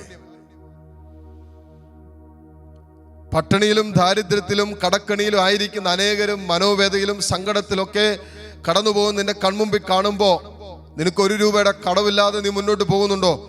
ദൈവത്തിന്റെ കരുണയല്ലേ? അഹങ്കരിക്കാൻ അഹങ്കരിക്കാൻ മനുഷ്യ നമുക്ക് എന്തുണ്ട് നമുക്ക് അഹങ്കരിക്കാൻ? എന്തെങ്കിലും ഉണ്ട്? ഒന്നുമില്ല, എല്ലാം ദൈവത്തിന്റെ കരുണയാണ്. അപ്പൊ നിരന്തരം നമ്മുടെ ഒരു പ്രാർത്ഥനയ്ക്ക് ഒരു വളരെ ഏറ്റവും ഷോർട്ട് പ്രാർത്ഥനയായിട്ട് അല്ലെ നമുക്ക് പ്രാർത്ഥിക്കാൻ പറ്റുന്ന, ദൈവമേ നിന്റെ കാരുണ്യത്തിന് നന്ദി, തമ്പുരാന്റെ കാരുണ്യത്തിന് നന്ദി പറയാം നിരന്തരം. അത് നമ്മൾ ഒരിക്കലും, അതുകൊണ്ടാണ് ഞാൻ പറഞ്ഞില്ലേ, കാരണം ദൈവത്തിന്റെ കരുണ നിരന്തരം നമ്മുടെ മേൽ വർഷിക്കപ്പെട്ടുകൊണ്ടിരിക്കുക. 24 മണിക്കൂറും 365 ദിവസവും നമ്മുടെ മേൽ ദൈവത്തിന്റെ അനന്തമായ കരുണ വർഷിക്കപ്പെട്ടുകൊണ്ടിരിക്കുക. അതുകൊണ്ട് തന്നെ ഈ കാരുണ്യം നമ്മൾ ആഘോഷിക്കണം, ഈ കാരുണ്യം നമ്മൾ പങ്കുവെക്കണം, ഈ കാരുണ്യത്തിന്റെ അനുഭവത്തിൽ ജീവിക്കാൻ നമുക്ക് പറ്റണം. ഇതൊരിക്കലും മറക്കരുത്. എത്രയോ വിശുദ്ധർ. നിങ്ങൾ വെറുതെ ഒന്ന് നോക്കിക്കേ, സഭയുടെ വിശുദ്ധരുടെ ജീവിതം ഒന്ന് എടുത്തു വെച്ച് നോക്കിയേ. വിശുദ്ധ അഗസ്റ്റിൻ 20 വയസ്സ് പ്രായമാകുന്നതിന് മുമ്പേ ഒരു സ്ത്രീയുമായിട്ടൊരു കുഞ്ഞിന് ജന്മം കൊടുത്ത 34 വർഷക്കാലം 34 വയസ്സ് വരെ പാപത്തിലും ജഡികതയിലും തന്നെ മ്ലേച്ഛതയിലും തന്നെ ജീവിച്ച വ്യക്തിയാണ് അഗസ്റ്റിൻ. അഗസ്റ്റിന് വിശുദ്ധനായി മാറിയില്ലേ? അഗസ്റ്റിൻ വിശുദ്ധനായിട്ട് മാറിയില്ലേ? എന്തോരം ഈജിപ്തിലെ വിശുദ്ധ മറിയം, അവള് തൻ്റെ 23 വർഷത്തോളമെങ്കിലും വ്യഭിചാരത്തിൽ ജീവിച്ചോളാം. വിശുദ്ധയായിട്ട് മാറിയില്ലേ? അങ്ങനെ നോക്കുമ്പോൾ സഭയിൽ എന്തോരം വിശുദ്ധരുണ്ടെന്നറിയാവോ? എത്രയോ വിശുദ്ധര്. മനോഹരമായ രീതിയിൽ വിശുദ്ധ ചാൾസ് ദി ഫുക്കോൾഡ് പാപത്തിൽ ജീവിച്ചിരുന്ന ആളാണ്. അശുദ്ധിയിൽ കാലമൊക്കെ ഇങ്ങനെ ചില വ്യക്തികളുമായിട്ട് പാപത്തിൽ മുഴുകി ജീവിച്ചിരുന്ന വിശുദ്ധനായിട്ട് മാറിയില്ലേ? വിശുദ്ധ ഇഗ്നേഷ്യസ് ലയോള വിശുദ്ധനാകുന്നതിന് മുമ്പ് ഇങ്ങനെ കടാര ഇങ്ങനെ അരയിൽ വെച്ചുകൊണ്ട് നടന്ന വിശുദ്ധൻ. അവസ്ഥയിൽ നിന്നും തമ്പുരാന്റെ കാരുണ്യമല്ലേ വീണ്ടെടുത്തത്? ദൈവത്തിന്റെ കരുണക്കടലിലേക്ക് തങ്ങളുടെ ജീവിതങ്ങൾ സമർപ്പിക്കുന്ന എല്ലാ വ്യക്തികളും അനന്തമായ കാരുണ്യത്തിൽ വീണ്ടെടുക്കപ്പെടുമെന്ന് ഒന്ന് വിശ്വസിക്കാവോ? എന്നെ ശ്രവിക്കുന്ന പലരും ഇതിനകത്തുണ്ടാകാം. യുവജനങ്ങളുണ്ടാകാം, പ്രായമായവരുണ്ടാകാം, കുഞ്ഞുങ്ങളുണ്ടാകാം, ദാമ്പത്യ ജീവിതം നയിക്കുന്നവരുണ്ടാകാം. തമ്പുരാന്റെ കാരുണ്യമാണ് മക്കളെ ഇന്നോളം നമ്മളെ കൈപിടിച്ചത്. നമ്മുടെ കുടുംബങ്ങളെയൊക്കെ ഇന്നും നിലനിർത്തിക്കൊണ്ടുപോകുന്ന ദൈവത്തിന്റെ കരുണയാണ്. അതുകൊണ്ട് ഈ കാരുണ്യം അർഹിക്കാത്തത് നൽകി ദൈവം എന്നെയും നിങ്ങളെയും സ്നേഹിച്ചുവെങ്കിൽ, ഇനി ശ്രദ്ധിച്ചു കേട്ടോ, അർഹിക്കാത്തത് നൽകി ദൈവം എന്നെയും നിങ്ങളെയും സ്നേഹിച്ച് അവന്റെ കരുണയാൽ നമ്മളെ വീണ്ടെടുത്തെങ്കിൽ, മത്തായിയുടെ സുവിശേഷം 18-ാം അധ്യായം 33-ാമത്തെ തിരുവചനത്തിൽ ഒരു കാര്യം എഴുതി വെച്ചിട്ടുണ്ട്. കാരുണ്യം ലഭിച്ചതല്ലേ മക്കളെ? കരുണ അനുഭവിച്ച മകനും മകളും അല്ലേ നീ? പിന്നെ എന്തുകൊണ്ട് നിന്റെ സഹസേവകനോട് കരുണ കാണിച്ചില്ല? തമ്പുരാന്റെ കാരുണ്യം ലഭിച്ചവരുടെ ഒരു കടമ എന്നാന്നറിയാവോ? കരുണ കാണിക്കാന്നുള്ളതാണ്. ഈ കടമയാണ് ഇന്ന് മറന്നു. നമ്മൾ ആവോളം ദൈവത്തിന്റെ കാരുണ്യം ഇങ്ങനെ അനുഭവിച്ച് ഇങ്ങനെ പൊക്കൊണ്ടിരിക്കുക. ചിലവരല്ലേ സ്വന്തം വയറ് വീർപ്പിച്ച് പൊക്കൊണ്ടിരിക്കുക, സ്വന്തം കീശ വീർപ്പിച്ച് ചിലർ പൊക്കൊണ്ടിരിക്കുക. പടിവാതിക്കൽ കിടക്കുന്ന ലാസറിനെ കാണാൻ സമയമില്ല, സ്വന്തം അയലോക്കത്ത് കിടക്കുന്ന പട്ടിണിയിലും ദാരിദ്ര്യത്തിലും കിടക്കുന്നവരെ കാണാൻ സമയമില്ല. നമ്മുടെ ചുറ്റുപാടും വേദനിക്കുന്നവരുടെ വേദനകളിലേക്ക് ഇറങ്ങിച്ചെല്ലാനോ അവരുടെ സങ്കടങ്ങളോടൊപ്പം നമ്മുടെ ഉള്ളിൽ ഒരു ഇങ്ങനെ ഉരുത്തിരിയുന്ന ഒരു സങ്കടം ഉണ്ടല്ലോ, അതൊന്നുമില്ല. ഹൃദയം ഇങ്ങനെ കഠിനമാക്കി വെച്ചിരിക്കുന്നു. ദൈവത്തിന്റെ കാരുണ്യമൊക്കെ അനുഭവിക്കുന്നുണ്ട്. ദൈവത്തിന്റെ കാരുണ്യത്തിൽ എല്ലാം ഇങ്ങനെ അനുഭവിച്ച് അങ്ങോട്ട് പൊക്കൊണ്ടിരിക്കുന്നുണ്ട്. അതിനപ്പുറം ഈ കാരുണ്യം പങ്കുവെക്കപ്പെടുന്ന അനുഭവം വരുമ്പോ 0 വട്ടപൂജ്യം. കരുണ ലഭിച്ചവർ കടമ മറക്കരുത്. എന്താണ് കടമ? ഞാൻ നിന്നോട് കരുണ കാണിച്ചതുപോലെ നീയും നിന്റെ സഹസേവകനോട് കരുണ കാണിക്കേണ്ടിയിരുന്നില്ലേ? വിശുദ്ധ കുർബാനയിലൂടെ തമ്പുരാന്റെ കാരുണ്യമല്ലേ സ്വീകരിക്കുന്നത്? ദിവ്യ കാരുണ്യമല്ലേ സ്വീകരിക്കുന്നത്? എന്തെങ്കിലും യോഗ്യത ഉണ്ടായിട്ടാണോ? ചിലവരൊക്കെ ശനിയാഴ്ച വൈകിട്ട് മദ്യപിച്ച് ബോധമില്ലാതെ കിടന്നുറങ്ങിയിട്ട് രാവിലെ എഴുന്നേറ്റ് വിശുദ്ധ കുർബാന സ്വീകരിക്കാൻ വരുന്നവരുണ്ട്. ചിലർ പുകവലിച്ചും പാപത്തിലും അശുദ്ധിയിലും അശുദ്ധി നിറഞ്ഞ ശരീരത്തിന്റെ വിശുദ്ധി കളയുന്ന പാപത്തിലൊക്കെ ആയിരുന്നിട്ടും ചില ഫോണിലൂടെയും ഫോൺ വഴിയുള്ള സെക്സ് ഒക്കെ ആസ്വദിച്ചിട്ട് തലേന്ന് രാത്രി മുഴുവൻ പാപത്തിൽ കണ്ണുകൾക്ക് അശുദ്ധിക്ക് വിട്ടുകൊടുത്തിട്ട് പിറ്റേ ദിവസം ഞായറാഴ്ച പ്രഭാതത്തിൽ വന്ന് നാവ് നീട്ടി വിശുദ്ധ കുർബാന സ്വീകരിക്കുന്നവരുണ്ട്.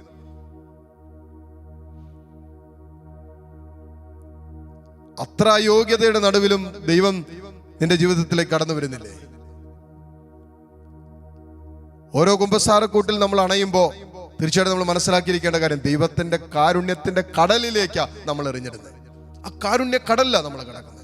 അതുകൊണ്ടല്ലേ അതിൽ മുങ്ങി പൊങ്ങി നമ്മൾ പുറത്തോട്ട് വരുമ്പോൾ വിശുദ്ധരായിട്ടാണ് വരുന്നത്. ഓരോ കുമ്പസാരം കഴിഞ്ഞ് നമ്മൾ പുറത്തോട്ട് ഇറങ്ങുമ്പോൾ വിശുദ്ധരായിട്ടാണ് പുറത്തോട്ട് വരുന്നത്. അതാണ് കുമ്പസാരം എന്ന കൂദാശയുടെ ആ ഒരു മഹാത്മ്യം എന്ന് പറയുന്നത്. തമ്പുരാന്റെ കാരുണ്യത്തിന്റെ കടലാണ്. ആ കടലിൽ ഒന്ന് പൊങ്ങിക്കഴിയുമ്പോൾ നമ്മൾ വിശുദ്ധരായി. എന്റെ പാപം മുഴുവൻ അവൻ ഏറ്റെടുത്തു. എന്റെ പാപത്തിന് കർത്താവ് പരിഹാരം ചെയ്തു. എന്റെ പാപത്തിന് ഞാൻ ഏറ്റെടുക്കേണ്ടി വന്ന ശിക്ഷ അവൻ അവന്റെ മേൽ വഹിച്ചു. എന്നിട്ട് എന്നെ തമ്പുരാൻ അവന്റെ കാരുണ്യത്തിൽ അങ്ങോട്ട് വീണ്ടെടുക്കുക. എത്ര മനോഹരമാണ് നോക്കിക്കേ. ആരൊക്കെ ഇന്ന് ഈ കാലഘട്ടത്തിൽ വിശുദ്ധ ജീവിതം ആരംഭിച്ചിട്ടുണ്ടോ, ഇന്നലകളിൽ പാപകരമായ ഒരു അവസ്ഥയിൽ നിന്നും, അല്ലെങ്കിൽ അനേകം വിശുദ്ധ ജീവിതങ്ങള് അവർ വിശുദ്ധരായി മാറിയതിന് കാരണം എന്നാണെന്നറിയാവോ? അവർ വിശുദ്ധിക്ക് വേണ്ടി പരിശ്രമിച്ചു എന്നുള്ളത് കാരണം കൊണ്ട് മാത്രമല്ല, അവർ ദൈവത്തിന്റെ കാരുണ്യത്തെ സംശയിക്കാതെ അത് വിശ്വസിച്ച് ആ കാരുണ്യത്തിൽ തങ്ങളുടെ ജീവിതങ്ങളെ പൂർണ്ണമായും സമർപ്പിച്ചത് കൊണ്ടാണ് ഇന്ന് വിശുദ്ധരായിട്ട് മാറിയത്. ഹല്ലേലൂയ. അതുകൊണ്ട് ഒറ്റ കാര്യം മനസ്സിൽ സൂക്ഷിക്കണം. പലപ്പോഴും നമ്മുടെ മനസ്സിലേക്ക് കൊണ്ട് വരാനുള്ള ചിന്ത, ഞാൻ ആദ്യം തന്നെ പറഞ്ഞ പോലെ, കർത്താവ് എന്നോട് ക്ഷമിക്കോ, കർത്താവ് എന്നോട് കരുണ കാണിക്കോ, കർത്താവ് ഈ ഇതുപോലുള്ള പാപത്തിൽ ഞാൻ വ്യാപരിച്ചില്ലേ, തമ്പുരാനോട് ക്ഷമിക്കാൻ പറ്റോ എന്നുള്ള ചിന്തയൊന്നും നമ്മൾ ചിന്തിക്കേണ്ട. വിശുദ്ധന്മാർ പറഞ്ഞു വെച്ചിരിക്കുന്നത്, പ്രത്യേകിച്ച് വിശുദ്ധ നമ്മുടെ സ്നേഹത്തോടെ നമ്മളെ കരുതുന്ന കർത്താവിൻ്റെ കാരുണ്യത്തെ നമ്മൾ ഒരിക്കലും സംശയിക്കരുതെന്നാണ് പറയുന്നത്. മരിയ ജോൺ വിയാനി പറയുന്നത്. മരിയ ജോൺ വിയാനി പറയുന്നതാണ്. നമുക്കറിയാം, കുമ്പസാരക്കൂട്ടിൽ മണിക്കൂറുകൾ ഇരുന്ന വിശുദ്ധനാണ്. വിശുദ്ധൻ പറയുന്ന ഒരു കാര്യം എന്താണെന്നോ, കർത്താവിൻ്റെ കാരുണ്യത്തെ പറ്റി നീ സംശയിക്കരുത്, അതിനതിരുകളില്ല. കർത്താവിൻ്റെ കാരുണ്യത്തെ പറ്റി സംശയിക്കുന്നത് കർത്താവിനെ ദ്രോഹിക്കുന്ന പാപമാണെന്നാണ് ആര് പറയുന്നത്? മരിയ ജോൺ വിയാനി പറയുന്നത്. കർത്താവിൻ്റെ കാരുണ്യത്തെ പറ്റി സംശയിക്കുന്നതിനേക്കാളും കർത്താവിനെ ദ്രോഹിക്കുന്ന മറ്റൊരു പാപമില്ല. ഇപ്പൊ വീണ്ടെടുപ്പ് സാധ്യമല്ലെന്നും ഈ ഒരു അവസ്ഥയിൽ നിന്നും എനിക്ക് രക്ഷയില്ലെന്നും എൻ്റെ മേൽ ദൈവത്തിൻ്റെ സ്നേഹം ചൊരിയപ്പെടില്ല എന്നുള്ള ഒരു മാനുഷികവും പൈശാചികവുമായ ചിന്തയുണ്ടല്ലോ, അത് കർത്താവിനെ ദ്രോഹിക്കുന്ന പാപമാണ്. ചെയ്യരുത്. കാരണം തമ്പുരാന്റെ കാരുണ്യത്തിൽ നിന്നെ വീണ്ടെടുക്കാൻ പറ്റും. ഇത്രയും ജീവിതങ്ങളെ തമ്പുരാൻ വീണ്ടെടുത്തെങ്കിൽ മക്കളെ നിന്നെ വീണ്ടെടുക്കാൻ പറ്റുമെന്ന് വിശ്വസിച്ചിട്ട് ഇനി ചെയ്യേണ്ട കാര്യമാണ്, കാരുണ്യം ലഭിച്ച നീ കടമ മറക്കരുത്. കരുണ കാണിക്കാൻ വിളിക്കപ്പെട്ടവളാണ് മോളെ നീ. മോനെ, എന്നെ ശ്രവിക്കുന്ന നീ കരുണ കാണിക്കാൻ വിളിക്കപ്പെട്ടവനാണ്. കർത്താവ് നിന്നോട് ക്ഷമിച്ചില്ലേ? കുരിശി കിടന്നത് നീ ചെയ്യുന്നത് എന്താണെന്ന് ഞാൻ ചെയ്യുന്നത് എന്താണെന്ന് അറിയില്ല എന്ന് പറഞ്ഞ് നിന്നോട് ക്ഷമിച്ചവനല്ലേ കർത്താവ്? നീ ക്ഷമിക്കുന്നത് പോലെ നിന്നോട് ക്ഷമിക്കപ്പെടുമെന്നല്ലേ വചനം പറയാ. ക്ഷമിക്കാതിരിക്കുന്ന ജീവിതങ്ങൾ എന്നെ ശ്രവിക്കുന്നുണ്ടെങ്കിൽ മക്കളെ മനസ്സിലാക്കിക്കോ, തമ്പുരാന്റെ കരുണ നിന്റെ മേൽ വെളിപ്പെടില്ല.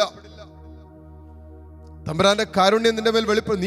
നിന്നോട് കർത്താവ് കാണിച്ച കാരുണ്യത്തിന് നീ പ്രത്യുത്തരം കൊടുക്കാൻ വേണ്ടി വിളിക്കപ്പെട്ടവനാ. അതാണ് നിന്റെ കടമ. നിന്റെ ഭാര്യയോ നിന്റെ ഭർത്താവോ നിന്റെ മാതാപിതാക്കളോ നിന്റെ കുടുംബാംഗങ്ങളോ നിന്റെ സഹോദരങ്ങളോ നിന്റെ അയൽവാസികളോ നിന്നെ വേദനിപ്പിച്ചിട്ടുണ്ടാകാം, മുറിപ്പെടുത്തിയിട്ടുണ്ടാകാം, സങ്കടങ്ങളും നൊമ്പരങ്ങളും ഒക്കെ നിനക്ക് സമ്മാനിച്ചിട്ടുണ്ടാകാം, നിനക്കെതിരെ കേസ് കൊടുത്തിട്ടുണ്ടാകാം, ഭാഗുടമ്പടിയുടെ സമയത്തൊക്കെ ചിലപ്പോൾ വലിയ പ്രശ്നങ്ങളൊക്കെ ഉണ്ടായിട്ടുണ്ടാകാം. എന്തോ ആകട്ടെ, നീ കരുണ അനുഭവിച്ചവരാ. തമ്പുരാന്റെ കാരുണ്യം വിശുദ്ധ കുർബാനയിലൂടെ കുമ്പസാരത്തിലൂടെയൊക്കെ നിന്റെ ജീവിതത്തിൽ അനേകം തവണ ദൈവത്തിൻ്റെ കാരുണ്യം അനുഭവിച്ച നീ, അതായത് അർഹിക്കാത്തത് സ്വർഗം നൽകി നിന്നെ വീണ്ടെടുത്ത അനുഭവങ്ങൾ ഉണ്ടായില്ലേ? അങ്ങനെയെങ്കിൽ ഈ കാരുണ്യം നീ പങ്കുവെക്കുമ്പോൾ ഒരുപക്ഷെ നിന്റെ ജീവിത പങ്കാളി, നിന്റെ മാതാപിതാക്കള് ഒക്കെ നിന്നെ ഒത്തിരി വേദനിപ്പിച്ചിട്ടുണ്ടാകാം. അവരോട് ക്ഷമിക്കാൻ ഒരു കാരണവുമില്ല. ആരെങ്കിലൊക്കെ ചോദിച്ചാൽ ഇങ്ങനെ പറയാനുള്ളൂ, ഞാൻ എന്തിനാ അവരോട് ക്ഷമിക്കുന്നേ? എൻ്റെ അപ്പനല്ലേ എന്നോട് ഇങ്ങനെ കാണിച്ചത്, എൻ്റെ അമ്മയല്ലേ എന്നോട് ഇങ്ങനെ കാണിച്ചത്, അവർ കാണിക്കേണ്ടതാണോ കാണിച്ചത്? നല്ല ഭാഗം ചേട്ടനല്ലേ കൊടുത്തേ? ഞാൻ വീടിന് വേണ്ടി എൻ്റെ ആയുസ് മുഴുവൻ അധ്വാനിച്ചില്ലേ, എന്നിട്ട് എനിക്ക് വേണ്ടി എന്താ വെച്ചേ? പല കാരണങ്ങൾ ന്യായീകരണമായിട്ട് പറഞ്ഞിട്ട് ക്ഷമിക്കാതിരിക്കാനും സ്നേഹിക്കാതിരിക്കാനും എളിമപ്പെടാതിരിക്കാനും വിട്ടുകൊടുക്കാനൊക്കെ തീരുമാനമെടുക്കുന്നവരല്ലേ നമ്മൾ. പല ഇല്ലാത്ത കാരണങ്ങൾ വരെ പറഞ്ഞിട്ട് നമ്മൾ ക്ഷമിക്കാതിരിക്കാൻ നോക്കും, സ്നേഹിക്കാതിരിക്കാൻ നോക്കും. ഇവിടെ ദൈവം നമ്മളോട് കാണിച്ച കാരണം എന്താണെന്നറിയാവോ? ക്ഷമിക്കാതിരിക്കാനും സ്നേഹിക്കപ്പെടാതിരിക്കാനും ഒത്തിരി കാരണങ്ങൾ നമ്മുടെ ജീവിതത്തിൽ ഉണ്ടായിരുന്നിട്ട് പോലും ദൈവം നമ്മളോട് ക്ഷമിക്കുകയും ദൈവം നമ്മളോട് കരുണ കാണിക്കുകയും ചെയ്തില്ലേ? കരുണ ലഭിച്ചവർ കടമ മറക്കരുത്.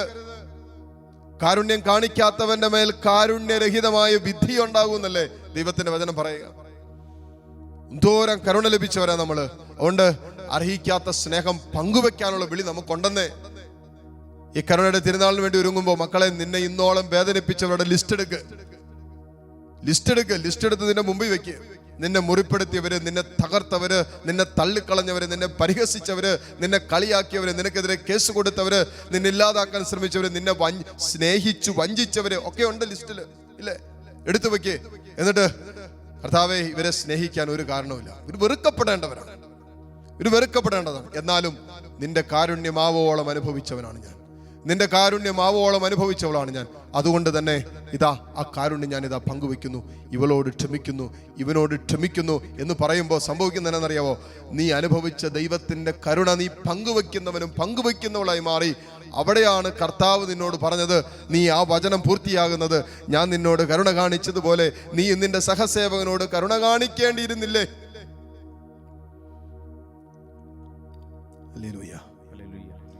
മക്കളെ ഒത്തിരി ഉണ്ടാവും. ഈ ദിവസങ്ങളിലൊക്കെ, ഈ 4 ദിവസങ്ങൾ പ്രത്യേകിച്ച് കൺവെൻഷനിലൂടെ കടന്നു പോകുമ്പോൾ ഞാൻ പറഞ്ഞു, തിരുനാളിൻ്റെ കരുണയുടെ തിരുനാൾ, പുതുഞാറ് കരുണയുടെ തിരുനാളിൻ്റെ അന്ന് മാത്രമല്ല ദൈവത്തിൻ്റെ കരുണ നമ്മൾ ആഘോഷിക്കേണ്ടത്. കരുണ കാണിക്കാൻ വിളിക്കപ്പെട്ടവരായ നമ്മൾ ഓരോ ജീവിതത്തിൻ്റെ അനുഭവങ്ങളിലും കരുണ കാണിക്കുമ്പോൾ ദൈവത്തിൻ്റെ അനന്തമായ കാരുണ്യം നമ്മളിലേക്ക് സ്വർഗം വർഷിക്കുമ്പോൾ നമ്മൾ കാരുണ്യം ആഘോഷിക്കും. ക്ഷമിക്കാൻ തീരുമാനമെടുക്കുന്ന ഒരു വ്യക്തി ദൈവത്തിന്റെ കാരുണ്യം വെളിപ്പെടുത്തുക. ക്ഷമിക്കാൻ തീരുമാനമെടുക്കുക. എത്രയോ ജീവിതങ്ങൾ ഇന്ന് ക്ഷമിക്കാതെ വെറുപ്പിലും വിദ്വേഷത്തിലും വൈരാഗ്യത്തിലും, എന്നിട്ട് മുട്ട നിന്നിട്ട് കരങ്ങൾ ഉയർത്തി, കർത്താവെ കരുണ കാണിക്കണേ, എന്നോട് കരുണ കാണിക്കണമേ, ലോകം മുഴുവൻ്റെ മേലും കരുണ കാണിക്കണേ എന്നൊക്കെ പറഞ്ഞ് ഇങ്ങനെ ഭയങ്കര രാവിലെ മുതൽ വൈകിട്ട് വരെ കരുണക്കൊന്ത ചൊല്ലി പ്രാർത്ഥിക്കുന്നവരുണ്ട്. അല്പം പോലും കരുണ കാണിക്കാൻ ജീവിതം കൊണ്ട് വിസമ്മതിക്കുന്നവർ. കാരിസ്മനിൽ വന്നുകൊണ്ടിരുന്ന ഒരു പ്രായമുള്ള ഒരു അമ്മച്ചിയാണ്. അമ്മച്ചിയെ കുറിച്ചും മരുമകള് ഒരു ദിവസം കണ്ട പറഞ്ഞാണ്, അച്ഛാ ആ ഫ്രണ്ടിലിരുന്ന്, ആ ആദ്യത്തെ റോകളിലിരുന്ന് കൺവെൻഷൻ കൂടുന്ന അമ്മച്ചി, അതെന്റെ അമ്മായം, അതായത് ഭർത്താവിന്റെ അമ്മയ. എന്നിട്ട് ഈ സഹോദരി ചോദിച്ചു, അച്ഛാ ഇവിടെ എവിടെയെങ്കിലും സ്ഥലമുണ്ടോ? അല്ലെങ്കിൽ അച്ഛനൊരു കാര്യം ചെയ്യാവോ, ഈ ശനിയാഴ്ചത്തെ കൺവെൻഷൻ 7 ദിവസം ആക്കാവോ? തന്നെ അങ്ങനെ പറയുന്നേ. അച്ഛാ ഇവിടെ കാരിസ് ഭവനിൽ പോണെന്ന് പറഞ്ഞ് രാവിലെ അമ്മിച്ചിറങ്ങും. കാരിസ് ഭവനിൽ ആയിരിക്കുന്ന സമയത്ത് ഇച്ചിരി സമാധാനമുണ്ട്. വീട്ടിൽ വന്നു കഴിഞ്ഞാൽ പറയുന്ന വാക്കും വായെന്ന് വരുന്ന വാക്കും, അച്ഛാ ഈ വന്നിരുന്ന് മുഴുവൻ വചനം കേട്ടിട്ട് ധ്യാനം കൂടിയിട്ട് വീട്ടിൽ വന്ന് വായെന്ന് വരുന്ന വാക്ക് അച്ഛാ കേട്ടു നിൽക്കാൻ പറ്റില്ല. ചില സമയത്തൊക്കെ മുഴുവൻ കൺട്രോൾ പോകുന്നതാണ്. ഇവിടെ വന്ന് കരുണക്കൊന്ന ചൊല്ലി, കർത്താവേ കരുണയായിരിക്കണമേ, എൻ്റെ മേലിൽ ലോകം മുഴുവൻ്റെ മേലിൽ കരുണയായിരിക്കണം എന്നൊക്കെ പറഞ്ഞ് പ്രാർത്ഥിച്ചിട്ട് വീട്ടിൽ ചെന്ന് കയറുമ്പോൾ ആകെ ഒരു മരുമകളും മകനും പിള്ളേരൊക്കെ ഉള്ളൂ. ഈ കാരുണ്യത്തിന് വേണ്ടി മുഴുവൻ യാചിച്ചിട്ട് അല്പം പോലും കരുണ കാണിക്കാൻ പറ്റാത്ത രീതിയിലുള്ള ജീവിതമാണ്. വായെന്ന് വരുന്ന വാക്കുകൾ അത്രമാത്രം ഇങ്ങനെ ചെയ്തതിനും പിടിച്ചതിനും തൊട്ടതിനും ഒക്കെ പിന്നെ കുറ്റമാണ്. ഇങ്ങനെ പറഞ്ഞുകൊണ്ടിരിക്കുന്നതാണ്. ഈ കരുണക്കൊന്ത ചെല്ലിയത് വല്ല കാര്യമുണ്ടോ? നമ്മുടെയൊക്കെ ചിലപ്പോൾ ചില ദൈവത്തിൻ്റെ കാരുണ്യത്തിന് വേണ്ടി യാചിക്കുമ്പോൾ പലപ്പോഴും നമ്മൾ മറന്നുപോകുന്ന ഒരു കാര്യമുണ്ട്. നമ്മുടെ കാരുണ്യത്തിന് വേണ്ടി യാചിക്കുന്നവര് നമ്മുടെ പിന്നാമ്പുറങ്ങളിലുണ്ട്. നീ ഒന്ന് കരുണ കാണിച്ചാൽ മാത്രം സൗഖ്യം കിട്ടേണ്ട ജീവിതങ്ങളുണ്ട്. നീ അർഹിക്കാത്ത സ്നേഹം കൊടുത്തൊന്ന് ചേർത്ത് പിടിച്ചാൽ വീണ്ടെടുക്കപ്പെടുന്ന ജീവിതങ്ങളില്ലേ? ഞാൻ ആദ്യം പറഞ്ഞതുപോലെ ആ ഭർത്താവ് വീണ്ടെടുക്കപ്പെട്ടത്, ജീവനിലേക്ക് തിരിച്ചു വന്നത്, ആ മക്കൾക്ക് അപ്പനായി വീണ്ടും ജീവിച്ചത്, ഭാര്യയ്ക്ക് ഭർത്താവായി ജീവിച്ചത്, മാതാപിതാക്കൾക്ക് മകനായി ജീവിച്ചതിന് കാരണം എന്താ? ആ ഭാര്യ കരുണ കാണിക്കാൻ തയ്യാറായത് കൊണ്ടല്ലേ. അങ്ങനെയൊക്കെ നമ്മുടെ ജീവിതം കൊണ്ട് നമ്മുടെ കൂടെ വസിക്കുന്നവരോടും നമ്മുടെ കൂടെ ആയിരിക്കുന്നവരോടും അവർ അർഹിക്കാത്ത സ്നേഹം നൽകി അവരെ ചേർത്ത് പിടിക്കാനും അവരോട് കരുണ കാണിക്കാനും തയ്യാറായാൽ എത്രയോ ജീവിതങ്ങൾ ഇതിനകം വീണ്ടെടുക്കപ്പെട്ടേനെ. എത്രയോ ജീവിതങ്ങൾ ഇതിനകം വീണ്ടെടുക്കപ്പെട്ടേനെ. നമ്മുടെ ഒരു നല്ല വാക്ക്, നമ്മുടെ ഇങ്ങനെ മനസ്സ് തുറന്നിട്ടൊരു പുഞ്ചിരി, ഒരുപക്ഷെ നമ്മൾ വേദനിപ്പിച്ചവരാകാം, നമ്മളെക്കുറിച്ച് അത് പറഞ്ഞതാകാം, ഒരുപക്ഷെ നമ്മൾ കേട്ടിട്ടുണ്ടാകാം, നിന്നെക്കുറിച്ച് ചീത്ത പറഞ്ഞതും, നിന്നെക്കുറിച്ച് കളിയാക്കി സംസാരിച്ചതും, നിന്നെക്കുറിച്ച് താറടിച്ച് പറഞ്ഞതും, അല്ലെങ്കിൽ നിന്നെക്കുറിച്ച് മറ്റുള്ളവരുടെ അടുത്ത് ഇങ്ങനെ പറഞ്ഞുകൊണ്ട് നടക്കുന്നതും, നിങ്ങളുടെ വീട്ടിൽ ഉള്ളതില്ലാത്തൊക്കെ പറഞ്ഞുകൊണ്ട് നടക്കുന്നത്. കഴിഞ്ഞ ദിവസം ഒരു വീട്ടിൽ ചെന്നപ്പോൾ ഒരു സഹോദരി പറഞ്ഞു, അവിടെ 2 പെൺമക്കളൊക്കെ ഉള്ളതാ. എൻ്റെ അച്ഛാ അയലൊക്കത്തെ ഇത് കണ്ടോ, വലിയ കട്ടനിട്ട് മറച്ചു വെച്ചേക്കുക, ഇത് കണ്ടോ, എന്താ അവർക്ക് വേറെ പരിപാടിയൊന്നുമില്ല, ഞങ്ങളുടെ വീട്ടിലേക്ക് നോക്കിയിരുന്നു, ഞങ്ങളുടെ വീട്ടിൽ ആരൊക്കെയാണ് വരുന്നത്, ഞങ്ങളുടെ വീട്ടിൽ ആരൊക്കെ വന്ന് പോകുന്നുണ്ട് എന്നിട്ടൊക്കെ പറഞ്ഞിട്ട് ഇല്ലാത്തതുള്ളതൊക്കെ ഈ പെൺമക്കളെ കുറിച്ച് പറഞ്ഞുകൊണ്ട് നടക്കുക.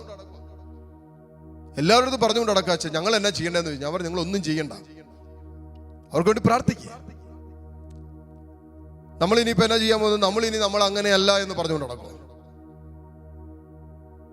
എന്നുവെച്ചെന്നാൽ നാട്ടുകാർ അവരെന്നാ വിചാരിക്കും, മറ്റുള്ളവരെന്നാ വിചാരിക്കും, ഞങ്ങൾക്ക് ഞങ്ങളുടെ മക്കളെ അറിയാം, അവരങ്ങനെയൊന്നും പോകുന്നവരല്ല, ഇതൊക്കെ പറഞ്ഞുകൊണ്ടിരിക്കുക. ശരിയാണ്, സത്യമാണ്.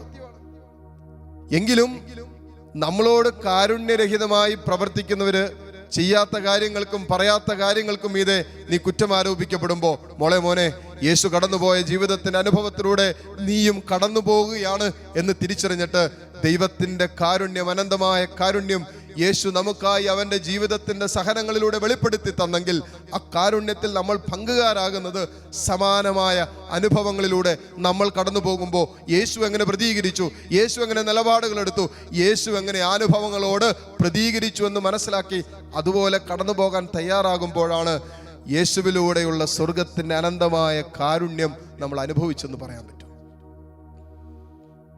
അല്ലെങ്കിൽ നമ്മളിങ്ങനെ ഒരു ജീവിതം നയിച്ചുകൊണ്ടിരിക്കും. ഏതാനും പേരെ സ്നേഹിക്കും, കുറച്ചുപേരോട് വെറുപ്പ്, കുറച്ചുപേരുടെ വിദ്വേഷം, കുറച്ചുപേരോട് സംസാരിക്കും, കുറച്ചുപേരോട് മിണ്ടുകയില്ല. എല്ലാവരും സ്നേഹിക്കാൻ പറ്റുന്നില്ല. അതിന് കാരണങ്ങൾ, നമുക്ക് കാരണങ്ങളുണ്ടല്ലോ. നമുക്ക് സ്നേഹിക്കാതിരിക്കാൻ കാരണങ്ങളുണ്ട്. നിങ്ങളൊന്ന് ആലോചിച്ച് നോക്കിയേ. ഈശോ ഞാനും നിങ്ങളും യേശുവിന്റെ സ്നേഹത്തിനെതിരെ ചെയ്തതിന്റെ ലിസ്റ്റ് എടുത്തു വെച്ചിട്ട്, ദാണ്ടേ ഇത് കാരണം എനിക്ക് നിന്നെ സ്നേഹിക്കാൻ പറ്റില്ല, ഇത് കാരണം എനിക്ക് നിന്നെ സ്നേഹിക്കാൻ പറ്റില്ല, അങ്ങനൊരു ലിസ്റ്റ് കർത്താവ് എടുത്തു വെച്ചിട്ട് ഇന്നിന്ന കാരണങ്ങൾ കൊണ്ട് എനിക്ക് നിന്നെ സ്നേഹിക്കാൻ പറ്റില്ല എന്ന് പറഞ്ഞാൽ തീർച്ചയായിട്ടും കർത്താവിന് നമ്മളെ സ്നേഹിക്കാതിരിക്കാൻ ഒത്തിരി കാരണങ്ങൾ നമ്മുടെ ജീവിതത്തിൽ നമ്മൾ ഇന്നലകളിൽ വരുത്തിയിട്ടില്ലേ? സത്യമായിട്ടുണ്ട്. എന്നിട്ടും ദൈവം നമ്മെ സ്നേഹിക്കുന്നില്ല, എന്നിട്ടും ഈശോ നമ്മളെ സ്നേഹിക്കുന്നില്ല. അപ്പൊ അങ്ങനെ ഒന്ന് സ്നേഹിക്കാൻ നമ്മുടെ ഹൃദയങ്ങളെ നമ്മൾ രൂപപ്പെടുത്തണ്ടേ?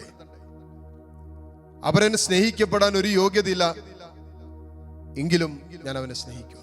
കാരണം എന്താ? ഈശോ എന്നെ അങ്ങനെ സ്നേഹിച്ചത്. അവള് സ്നേഹിക്കപ്പെടേണ്ടവളല്ലെന്നേ, അവള് മാറ്റി നിർത്തപ്പെടേണ്ടവളാ. അവള് ഇങ്ങനെ പറയുന്നത്, അവള് രണ്ടെണ്ണം മേടിക്കേണ്ടവളാ, തല്ല് കിട്ടേണ്ടവളാ. അവളുടെ പ്രവൃത്തി അങ്ങനെയാണ്, അവരുടെ കയ്യിലിരിപ്പ് അങ്ങനെയാണ്, അവരുടെ സംസാരം അങ്ങനെ എന്നൊക്കെ പറയുന്നവരല്ലേ നമ്മൾ. ഓക്കെ, അവർ വെറുക്കപ്പെടേണ്ടവരാകാം, അവർ തള്ളി മാറ്റപ്പെടേണ്ടവരാകാം, അവര് സ്നേഹിക്കപ്പെടാൻ യോഗ്യതയില്ലാത്തവരാകാം. എങ്കിലും മോനെ, യേശുവിന്റെ സ്നേഹം, അവന്റെ കരുണ നിന്നിലേക്ക് ഒഴുകുമ്പോ കരുണ കാണിക്കാതിരിക്കാൻ പറ്റുമോ? കർത്താവിന്റെ അനന്തമായ കരുണ നീ ജീവിതം കൊണ്ട് അനുഭവിച്ച വ്യക്തിയാണെങ്കിൽ നിശ്ചയമായും ആ സ്നേഹം കൊണ്ടും ആ കാരുണ്യം കൊണ്ടും നീ അനേകരുടെ ജീവിതത്തിലേക്ക് ഇറങ്ങി ചെല്ലുമ്പോൾ അവരും വീണ്ടെടുക്കപ്പെടുന്ന, ക്രിസ്തുവിന്റെ അതേ സ്നേഹത്തിൽ വീണ്ടെടുക്കപ്പെടുന്ന അനുഭവം ഉണ്ടാകും. എനിക്ക് തോന്നി കരുണയുടെ തിരുനാളിനോട് മുമ്പ് നമ്മൾ ഒരുങ്ങേണ്ടതും നമ്മൾ ആഗ്രഹിക്കേണ്ടതും നമ്മൾ പ്രാർത്ഥിക്കേണ്ടതും, തമ്പുരാനെ എൻ്റെ ചില കാരുണ്യ പ്രവർത്തികൾ കൊണ്ട്, എൻ്റെ കർത്താവായ യേശുവിൻ്റെ സ്നേഹത്തിൻ്റെ അനുഭവം കൊണ്ട് വീണ്ടെടുക്കപ്പെടേണ്ട ആരെങ്കിലും നമ്മുടെ ജീവിതത്തിലുണ്ടോ? അതൊന്നും നമ്മൾ പരിശോധിക്കണം. ഞാൻ പോയി ഒരു നല്ല വാക്ക് പറഞ്ഞാൽ, വർഷങ്ങളായിട്ട് മിണ്ടാത്താരും, ഞാൻ പോയി ഒന്ന് സംസാരിച്ചാൽ തീരാനുള്ള പ്രശ്നം ഉണ്ടാവുള്ളൂ. അപ്പോഴും പറയും ഇല്ലില്ല ഞാനല്ല, അവനല്ലേ, അവൻ ക്ഷമിക്കട്ടെ, അവൾ ക്ഷമിക്കട്ടെ എന്ന് പറയുന്നവരാ പലരും. ചിലരൊന്ന് വിട്ടുകൊടുത്താൽ തീരാനുള്ള പ്രശ്നങ്ങളുള്ളൂ, വിട്ടുകൊടുക്കില്ല. ആ ഭാര്യയുടെ മുമ്പിൽ വിട്ടുകൊടുക്കാൻ ഞാൻ താന്നു പോകില്ല, അതെന്നാ പറയുന്നത്? അവളല്ലേ താന്നു തരണ്ടേ?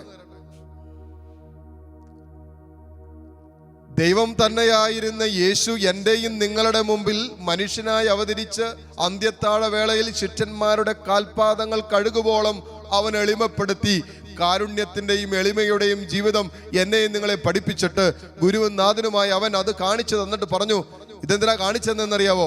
നിങ്ങൾക്കൊരു മാതൃക തന്നാന്ന് പറഞ്ഞു. എന്നിട്ട് എന്തേ കർത്താവിന്റെ മാതൃക അനുകരിക്കുന്നതിൽ നമ്മൾ ഇങ്ങനെ വിസമ്മതിക്കുന്നു, മസിൽ പിടിക്കുന്നു. ഈ കാരുണ്യം അനുഭവിച്ച് ജീവിക്കാൻ വിളിക്കപ്പെട്ടവരല്ലേ നമ്മൾ? ഈ കാരുണ്യത്തിലല്ലേ നമ്മുടെ ജീവിതം മുന്നോട്ട് കൊണ്ടുപോകേണ്ടത്? പ്രിയപ്പെട്ടവരെ, കർത്താവിന്റെ അനന്തമായ കാരുണ്യത്തിന്റെ സാന്നിധ്യത്തിലിരുന്ന്, ദിവ്യകാരുണ്യത്തിന്റെ മുമ്പിലിരുന്ന് ഏതാനും നിമിഷം നമ്മൾ പ്രാർത്ഥിക്കാൻ ഒരുങ്ങുന്ന സമയമാണ്. ഈ ദിവസം നമ്മൾ ഒറ്റ കാര്യം മാത്രം മനസ്സ് സൂക്ഷിക്കുക, ഒരു വിഷയം മാത്രം ഹൃദയത്തിൽ ഏറ്റെടുക്കുക. ഈ ആരാധന നിമിഷങ്ങൾ മുഴുവനും നമ്മൾ ചെയ്യേണ്ട ഒരു കാര്യം, ദൈവം നമ്മുടെ ജീവിതത്തിൽ കാണിച്ച കാരുണ്യത്തിന് നന്ദി പറഞ്ഞും അതോടൊപ്പം തന്നെ കർത്താവിൻ്റെ കാരുണ്യത്തിൽ പങ്കുകാരായ നമ്മൾ നമ്മുടെ ജീവിതവുമായി ബന്ധപ്പെട്ട് നിൽക്കുന്നവരുടെ കരുണ കാണിക്കാനുള്ള ഒരു അഭിഷേകം നമുക്ക് കിട്ടും. കൃപ കിട്ടണം, പരിശുദ്ധാത്മാവിൻ്റെ ശക്തമായൊരു അഭിഷേകം നമുക്ക് വേണം, എങ്കിലും നമുക്ക് കരുണ കാണിക്കാൻ പറ്റും. അതായത് നമ്മുടെ ഈഗോ, നമ്മുടെ മനസ്സുണ്ടല്ലോ, നമ്മുടെ ഹൃദയത്തിൻ്റെ അതിൻ്റെ കെട്ടുകളൊക്കെ പൊട്ടണം. ഹൃദയം കഠിനമായി നിൽക്കുന്ന അവസ്ഥ, നമ്മുടെ ഈഗോ ഇങ്ങനെ നിൽക്കും, ഞാനെന്നുള്ള അഹങ്കാരത്തിൻ്റെ കെട്ടുകളൊക്കെ കഴിഞ്ഞാലേ കരുണ കാണിക്കാൻ പറ്റൂ, ആ കാരുണ്യത്തിൻ്റെ സ്നേഹം വെളിപ്പെടുത്താൻ പറ്റും. തുറന്നു വരുന്ന ആരാധന നിമിഷങ്ങളിൽ നമുക്ക് പ്രത്യേകം പ്രാർത്ഥിക്കാം. വളരെ പ്രധാനപ്പെട്ടതായിട്ട് നമ്മൾ ഈ ആരാധനയിൽ നമ്മൾ സമർപ്പിക്കാൻ പോകുന്ന ഒരു വിഷയം കൂടിയാണ്. അനുദപിക്കാൻ വിസമ്മതിക്കുന്നവർക്ക് വേണ്ടിയും ചില പാപവഴികൾ ഉപേക്ഷിക്കാനായിട്ട് തയ്യാറാകാത്ത രീതിയിൽ ഹൃദയം കഠിനമായി നിൽക്കുന്നവരുണ്ടാകാം. അവരൊക്കെ നമുക്ക് ഇന്നത്തെ ആരാധനയിൽ പ്രത്യേക ഒരു നിയോഗമായിട്ടും സമർപ്പിച്ച് നമുക്ക് ഈ നിമിഷം പ്രാർത്ഥിക്കാം. വരും ദിവസങ്ങളുടെ ശുശ്രൂഷകളെല്ലാം നമുക്ക് ഈ ആരാധനയിൽ പ്രത്യേകം സമർപ്പിക്കാം. നിങ്ങളായിരിക്കുന്ന ഇടങ്ങളിൽ മുട്ടുകുത്താൻ പറ്റുന്നവരാണെങ്കിൽ ഈ നിമിഷം മുട്ടുകുത്തുക. അതിന് സാധ്യമല്ലെങ്കിൽ എഴുന്നേറ്റ് നിന്നോളുക. ദിവ്യകാരുണ്യ ഈശോ ഇതാ നമ്മുടെ മധ്യത്തിലേക്ക് വരുന്ന സമയം. ആരാധനയുടെ ഗാനം ആലപിച്ച് ഈശോയെ നമുക്ക് സ്വീകരിക്കാം.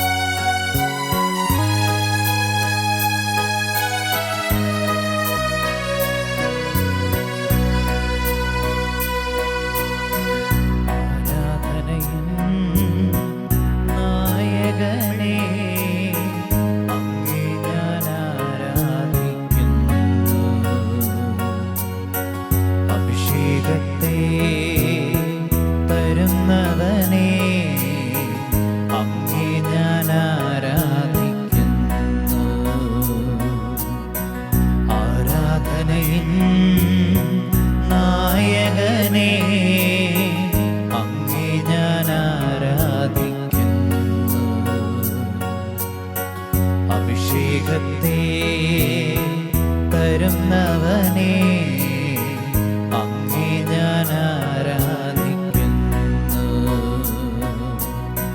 ഹല്ലേലൂയ ഹല്ലേലൂയ ഹല്ലേലൂയ ആമേൻ. ഹല്ലേലൂയ ഹല്ലേലൂയ ഹല്ലേലൂയ ആമേൻ. ഹല്ലേലൂയ ഹല്ലേലൂയ ഹല്ലേലൂയ ആമേൻ. ഹല്ലേലൂയ ഹല്ലേലൂയ ഹല്ലേലൂയ ആമേൻ. ഹല്ലേലൂയ ഹല്ലേലൂയ ഹല്ലേലൂയ ആമേൻ.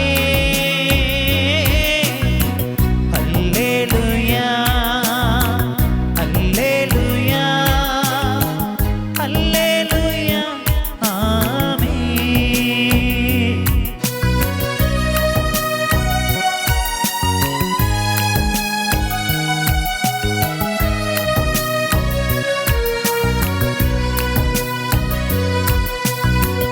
ആരാധനയിൻ നായകനെ അങ്ങേ ഞാൻ ആരാധിക്കുന്നു.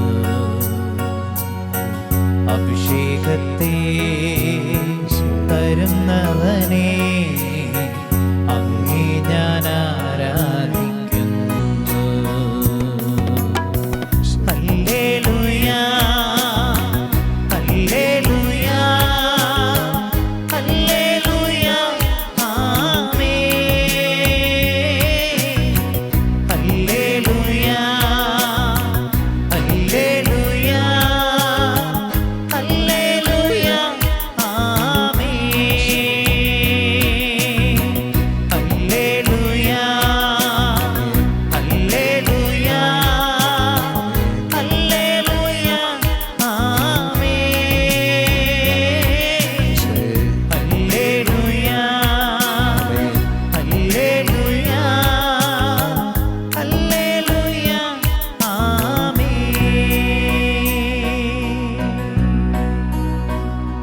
കരങ്ങൾ രണ്ടും മാറോട് ചേർത്ത് പിടിച്ച് കണ്ണ് തുറന്ന് ഈ ദിവ്യകാരുണ്യത്തിൽ എഴുന്നള്ളിയിരിക്കുന്ന ഈശോയെ കണ്ട് എല്ലാ മക്കളും പ്രാർത്ഥിക്കട്ടെ. പരിശുദ്ധ പരമ ദിവ്യകാരുണ്യ നാഥനായ ഈശോയ്ക്ക് എന്നേരവും ആരാധനയും സ്തുതിയും പുകഴ്ചയും ഉണ്ടായിരിക്കട്ടെ. നിങ്ങളുടെ കണ്ണുകൾ ദിവ്യകാരുണ്യത്തിലേക്ക് തന്നെ നോക്കിയിരിക്കുക. ദൈവത്തിൻ്റെ അനന്തമായ കരുണ വെളിപ്പെട്ടുകൊണ്ടിരിക്കുന്ന സമയമാണ്. നമ്മളിപ്പോൾ ഒന്നും ചെയ്യേണ്ട കാര്യമില്ല അല്ലേ? മഴ പെയ്തുകൊണ്ടിരിക്കുമ്പോൾ നനയാനായിട്ട് നമ്മൾ എന്തെങ്കിലും ചെയ്യണം? വെറുതെ മഴയത്ത് നിന്നാൽ മതി എന്ന് പറയുന്ന പോലെ ദൈവത്തിൻ്റെ കരുണ ഇപ്പോൾ ഇതാ നമ്മുടെ മേൽ വർഷിക്കപ്പെട്ടുകൊണ്ടിരിക്കുന്ന സമയമാണ്. ദിവ്യകാരുണ്യ ഈശോ നമ്മുടെ കൂടെയുണ്ട്. എനിക്കൊന്ന് ഈ കൺവെൻഷൻ്റെ ആദ്യ ദിവസം, ആരാധനയുടെ ആദ്യ നിമിഷങ്ങളിൽ നമുക്ക് ചെയ്യാൻ പറ്റുന്ന വൻ കാര്യം എന്താണെന്നറിയാമോ? ഇന്നോളം നമ്മുടെ ജീവിതത്തിൽ ദൈവം നമ്മോട് കാണിച്ച കാരുണ്യത്തിന് നന്ദി പറഞ്ഞു പ്രാർത്ഥിക്കും.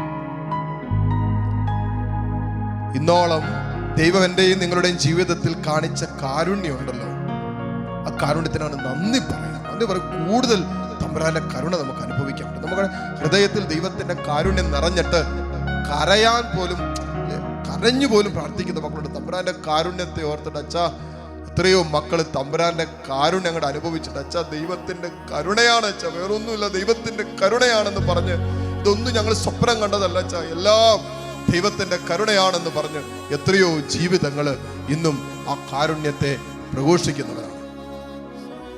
സങ്കീർത്തനം 105 വചനം ഇങ്ങനെയല്ലേ പറയുന്നത്? കർത്താവ് നല്ലവനാണ്, അവിടുത്തെ കാരുണ്യം ശാശ്വതമാണ്, അവിടുത്തെ വിശ്വസ്തത തലമുറകളോളം നിലനിൽക്കുന്നു. ശ്രദ്ധിച്ച് സങ്കീർത്തകൻ പറയുകയാണ്, തമ്പുരാനെ നീ നല്ലവനാണ്, നിന്റെ കാരുണ്യം ശാശ്വതമാണ്, നിന്റെ വിശ്വസ്തത തലമുറകളോളം നിലനിൽക്കുന്നതാണ്. സങ്കീർത്തനം 103:8 നമ്മൾ വായിക്കുന്നില്ലേ? കർത്താവ് ആർദ്ര ഹൃദയനും കാരുണ്യവാനുമാണ്. കർത്താവ് ആർദ്ര ഹൃദയനും കാരുണ്യവാനുമാണ്, ക്ഷമാശീലനും സ്നേഹനിധിയും. സങ്കീർത്തനം 94:18 വചനം ഇങ്ങനെ എഴുതി വെച്ചിരിക്കുകയാണ്, തമ്പുരാനെ എൻ്റെ കാൽ വഴുതുന്നു എന്ന് ഞാൻ വിചാരിച്ചപ്പോഴേക്കും നിന്റെ കാരുണ്യം എന്നെ താങ്ങി നിർത്തി. തമ്പുരാനെ ഞാൻ കാൽ വഴുതുന്നു എന്ന് ഇങ്ങനെ വിചാരിച്ചപ്പോഴേക്കും നിന്റെ കാരുണ്യം എന്നെ താങ്ങി എന്ന് പറഞ്ഞാൽ, വീഴാമായിരുന്ന എത്രയോ ദിവസങ്ങളിലും നിമിഷങ്ങളിലും വേളകളിലും ദൈവത്തിന്റെ കാരുണ്യം നമ്മളെ താങ്ങി നിർത്തി എന്നറിയാം. വീണുപോകാമായിരുന്ന എത്രയോ അനുഭവങ്ങളിൽ ദൈവം നമ്മളെ താങ്ങി നിർത്തി, കൈപിടിച്ചു. അതുകൊണ്ട് ദൈവത്തിന്റെ കാരുണ്യത്തിന് നന്ദി പറഞ്ഞ് നമുക്ക് പ്രാർത്ഥിക്കാം. ദൈവമേ, നിന്റെ കാരുണ്യത്തിന് ഞങ്ങൾ നന്ദി പറയുന്നു, നിന്റെ സ്നേഹത്തിന് ഞങ്ങൾ നന്ദി പറയുന്നു. നടത്തിയ വഴികളെല്ലാം ഞങ്ങൾ ഓർക്കുന്നു. അത്ഭുതകരമായ വഴികളിലൂടെ തമ്പുരാനെ നീ ഇന്നലകളിൽ ഞങ്ങളെ നടത്തിയല്ലോ. നിന്റെ കരുണ നിറഞ്ഞ വഴികളിലൂടെ നീ ഞങ്ങളെ കൈപിടിച്ചു. നിന്റെ സ്നേഹത്തിന്റെ കരുതലിന്റെ വഴികളിലൂടെ ദൈവമേ നീ ഞങ്ങളെ നടത്തിയല്ലോ. ആ കാരുണ്യത്തിനൊക്കെ നന്ദി പറഞ്ഞ് പ്രാർത്ഥിക്കാവോ? നിങ്ങൾ ഇടങ്ങളിൽ കരങ്ങൾ അല്പം ഒന്ന് ഉയർത്തിപ്പിടിക്കാമെങ്കിൽ ഉയർത്തിപ്പിടിച്ചിട്ടോ, അല്ലെങ്കിൽ ഇങ്ങനെ കരങ്ങൾ തുറന്ന് യാചനാപൂർവ്വം പിടിച്ചോ, ദൈവത്തിന് നന്ദി പറഞ്ഞ് ഒന്ന് ശ്രദ്ധിക്കാവോ? ഏതാനും നിമിഷങ്ങളിൽ ഹല്ലേലൂയ ഹല്ലേലൂയ. ദൈവമേ നിനക്ക് നന്ദി പറയുന്നു, നിന്റെ കാരുണ്യത്തിന് നന്ദി പറയുന്നു, നിന്റെ സ്നേഹത്തിന് കരുതലിനൊക്കെ നന്ദി പറയുന്നു. ഓ കർത്താവേ നിനക്ക് ഹല്ലേലൂയ ഹല്ലേലൂയ. ഈശോയെ ആരാധന ആരാധന ആരാധന ആരാധന ആരാധന ആരാധന. കർത്താവിന് നന്ദി പറഞ്ഞ് ഈ ഗാനത്തോട് ചേർന്ന് ദൈവം നമ്മുടെ ജീവിതത്തിൽ കാണിച്ച എല്ലാ അനുഗ്രഹങ്ങൾക്കും നൽകിയ കാരുണ്യത്തിനൊക്കെ നന്ദി പറഞ്ഞ് എല്ലാ മക്കളും ഈ നിമിഷം ഗാനത്തോട് ചേർന്ന് പാടി പ്രാർത്ഥിക്കട്ടെ. കരങ്ങളടിച്ച് പാടി പ്രാർത്ഥിക്കാൻ പറ്റുമെങ്കിൽ കരങ്ങളടിച്ച് പാടി പ്രാർത്ഥിച്ച് ദൈവത്തിന് നന്ദി പറയട്ടെ. ആമേൻ. ദൈവം ചെയ്ത നന്മകൾക്കെല്ലാം നന്ദി പറഞ്ഞിടുവാൻ, ദൈവം ചെയ്ത നന്മകൾക്കെല്ലാം നന്ദി പറഞ്ഞിടുവാൻ. നാവിത് പോരാ, നാളിത് പോരാ, ആയുസ്സും ഇത് പോരാ. നാവിത് പോരാ, നാളിത് പോരാ, ആയുസ്സും ഇത് പോരാ. ദൈവം ചെയ്ത നന്മകൾക്കെല്ലാം നന്ദി പറഞ്ഞിടുവാൻ, ദൈവം ചെയ്ത നന്മകൾക്കെല്ലാം നന്ദി പറഞ്ഞിടുവാൻ. നാവിത് പോരാ, നാളിത് പോരാ, ആയുസ്സും ഇത് പോരാ. നാവിത് പോരാ, നാളിത് പോരാ, ആയുസ്സും ഇത് പോരാ. മക്കളെ, ഒരായുസ് മുഴുവനും തമ്പുരാന്റെ സാന്നിധ്യത്തിലായിരുന്നു നന്ദി പറയാൻ വിളിക്കപ്പെട്ടവരല്ലേ നമ്മൾ. തമ്പുരാനിലേക്ക് നോക്കിക്കേ, ദൈവത്തിന്റെ കാരുണ്യം ഇങ്ങനെ ഒഴുകി ഇറങ്ങുമ്പോൾ ആ കാരുണ്യത്തിലേക്ക് നിന്റെ ജീവിതം ഒന്ന് വെച്ചു കൊടുത്തേ. അപ്പൊ മനസ്സിലാകും, ദൈവമേ നിന്റെ കരുണ തന്നെയാണല്ലോ എൻ്റെ ജീവിതം, നിന്റെ കാരുണ്യത്താൽ വീണ്ടെടുക്കപ്പെട്ടതാണല്ലോ ഈ ജീവിതം. നിന്റെ കാരുണ്യം അനുഭവിച്ചില്ലായിരുന്നെങ്കിൽ, വചനത്തിൽ നമ്മൾ വായിച്ചതുപോലെ, തമ്പുരാനെ ഞാൻ വീഴാൻ പോകുന്നുവെന്ന് തോന്നിയ നിമിഷങ്ങളിലും നിന്റെ കാരുണ്യം എന്നെ താങ്ങിയല്ലോ. ഇതാ താങ്ങി നിർത്തുന്ന ദൈവത്തിന്റെ സ്നേഹമാണത്, നിന്നെ വീണ്ടെടുക്കുന്ന ദൈവത്തിന്റെ സ്നേഹമാണ്. മോളെ മോനെ, വീണ്ടെടുക്കപ്പെടാനാകാത്തവനും നീ അകന്നു പോയിട്ടില്ലെന്ന് വിശ്വസിക്ക്. തമ്പുരാന്റെ കാരുണ്യത്തിന് ഏത് പാപത്തിന്റെ അടിമത്തത്തിലോ ആധിപത്യത്തിലോ നീ പോയാലും മോളെ മോനെ ഒന്ന് വിശ്വസിക്കാവോ? ഈ നിമിഷം കർത്താവിന്റെ കാരുണ്യത്തിന് നിന്നെ വീണ്ടെടുക്കാൻ പറ്റും. കർത്താവിന്റെ കാരുണ്യത്തിന് നിന്നെ വീണ്ടും പുതുജീവൻ നൽകി സ്വന്തമാക്കാൻ പറ്റും. ആ കാരുണ്യം ഇതാ പാപിയെ വീണ്ടെടുക്കുന്ന, പാപത്തെ ഉപേക്ഷിക്കാൻ പാപിയെ വീണ്ടെടുക്കുന്ന ദൈവത്തിന്റെ അനന്തമായ കാരുണ്യം. ഈശോയേ, നിന്റെ കാരുണ്യത്തിന് നന്ദി.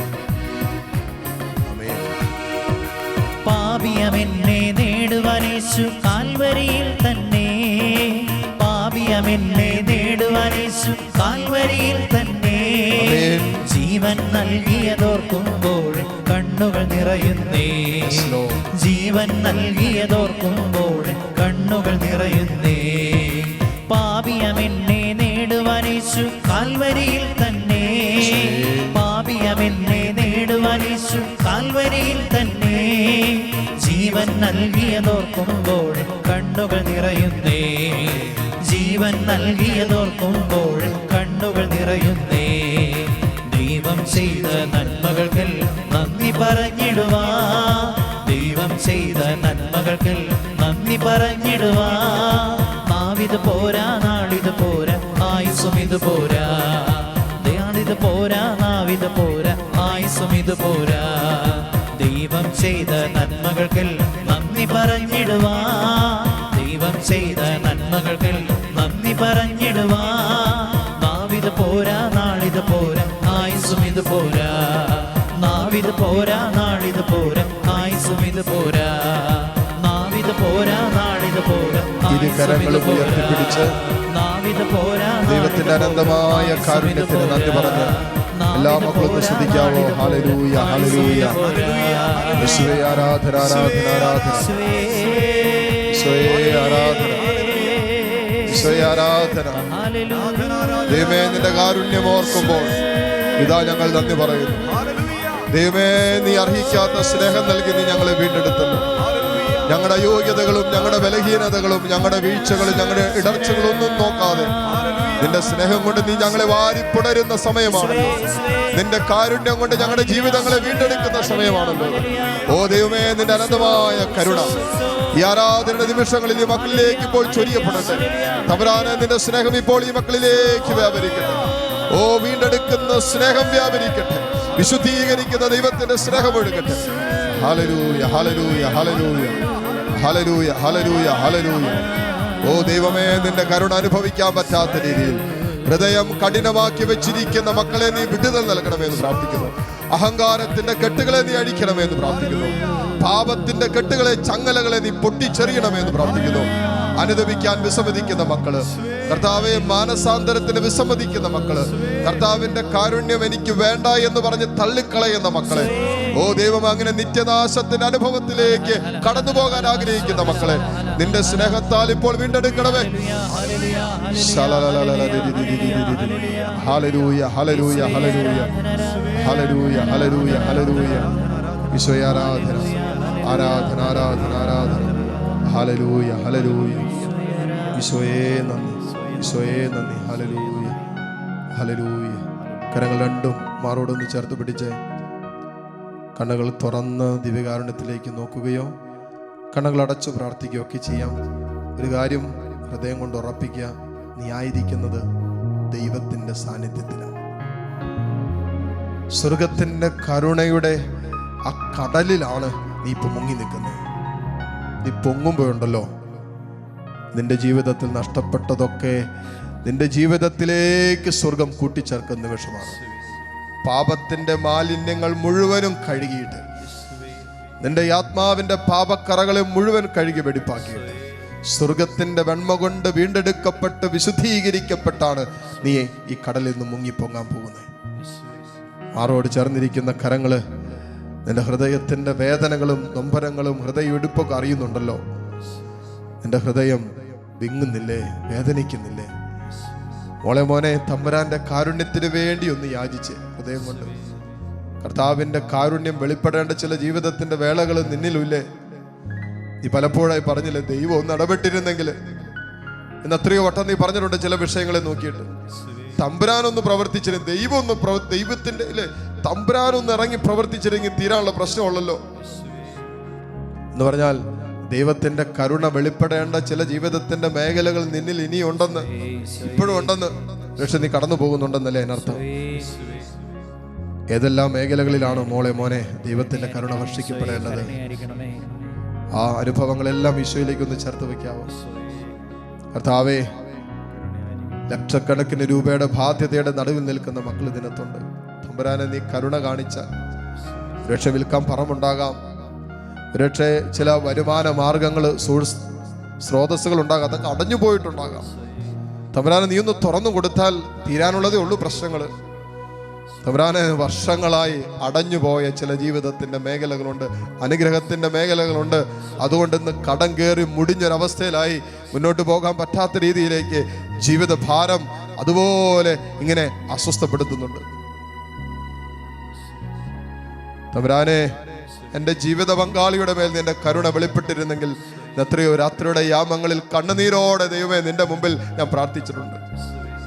ദുശീലങ്ങൾക്ക് അടിമപ്പെട്ട വ്യക്തിയാകാം, നിന്നോട് അവിശ്വസ്തത കാണിക്കുന്ന വ്യക്തിയാകാം, പക്ഷേ നിന്നെ സ്നേഹിക്കാത്ത, നിന്നെ അവഗണിക്കുന്ന വ്യക്തിയാകാം, നിന്നെ ചേർത്ത് പിടിക്കേണ്ടതിന് പകരം നിന്നെ തള്ളിക്കളഞ്ഞ ചില ജീവിതങ്ങളാകാം.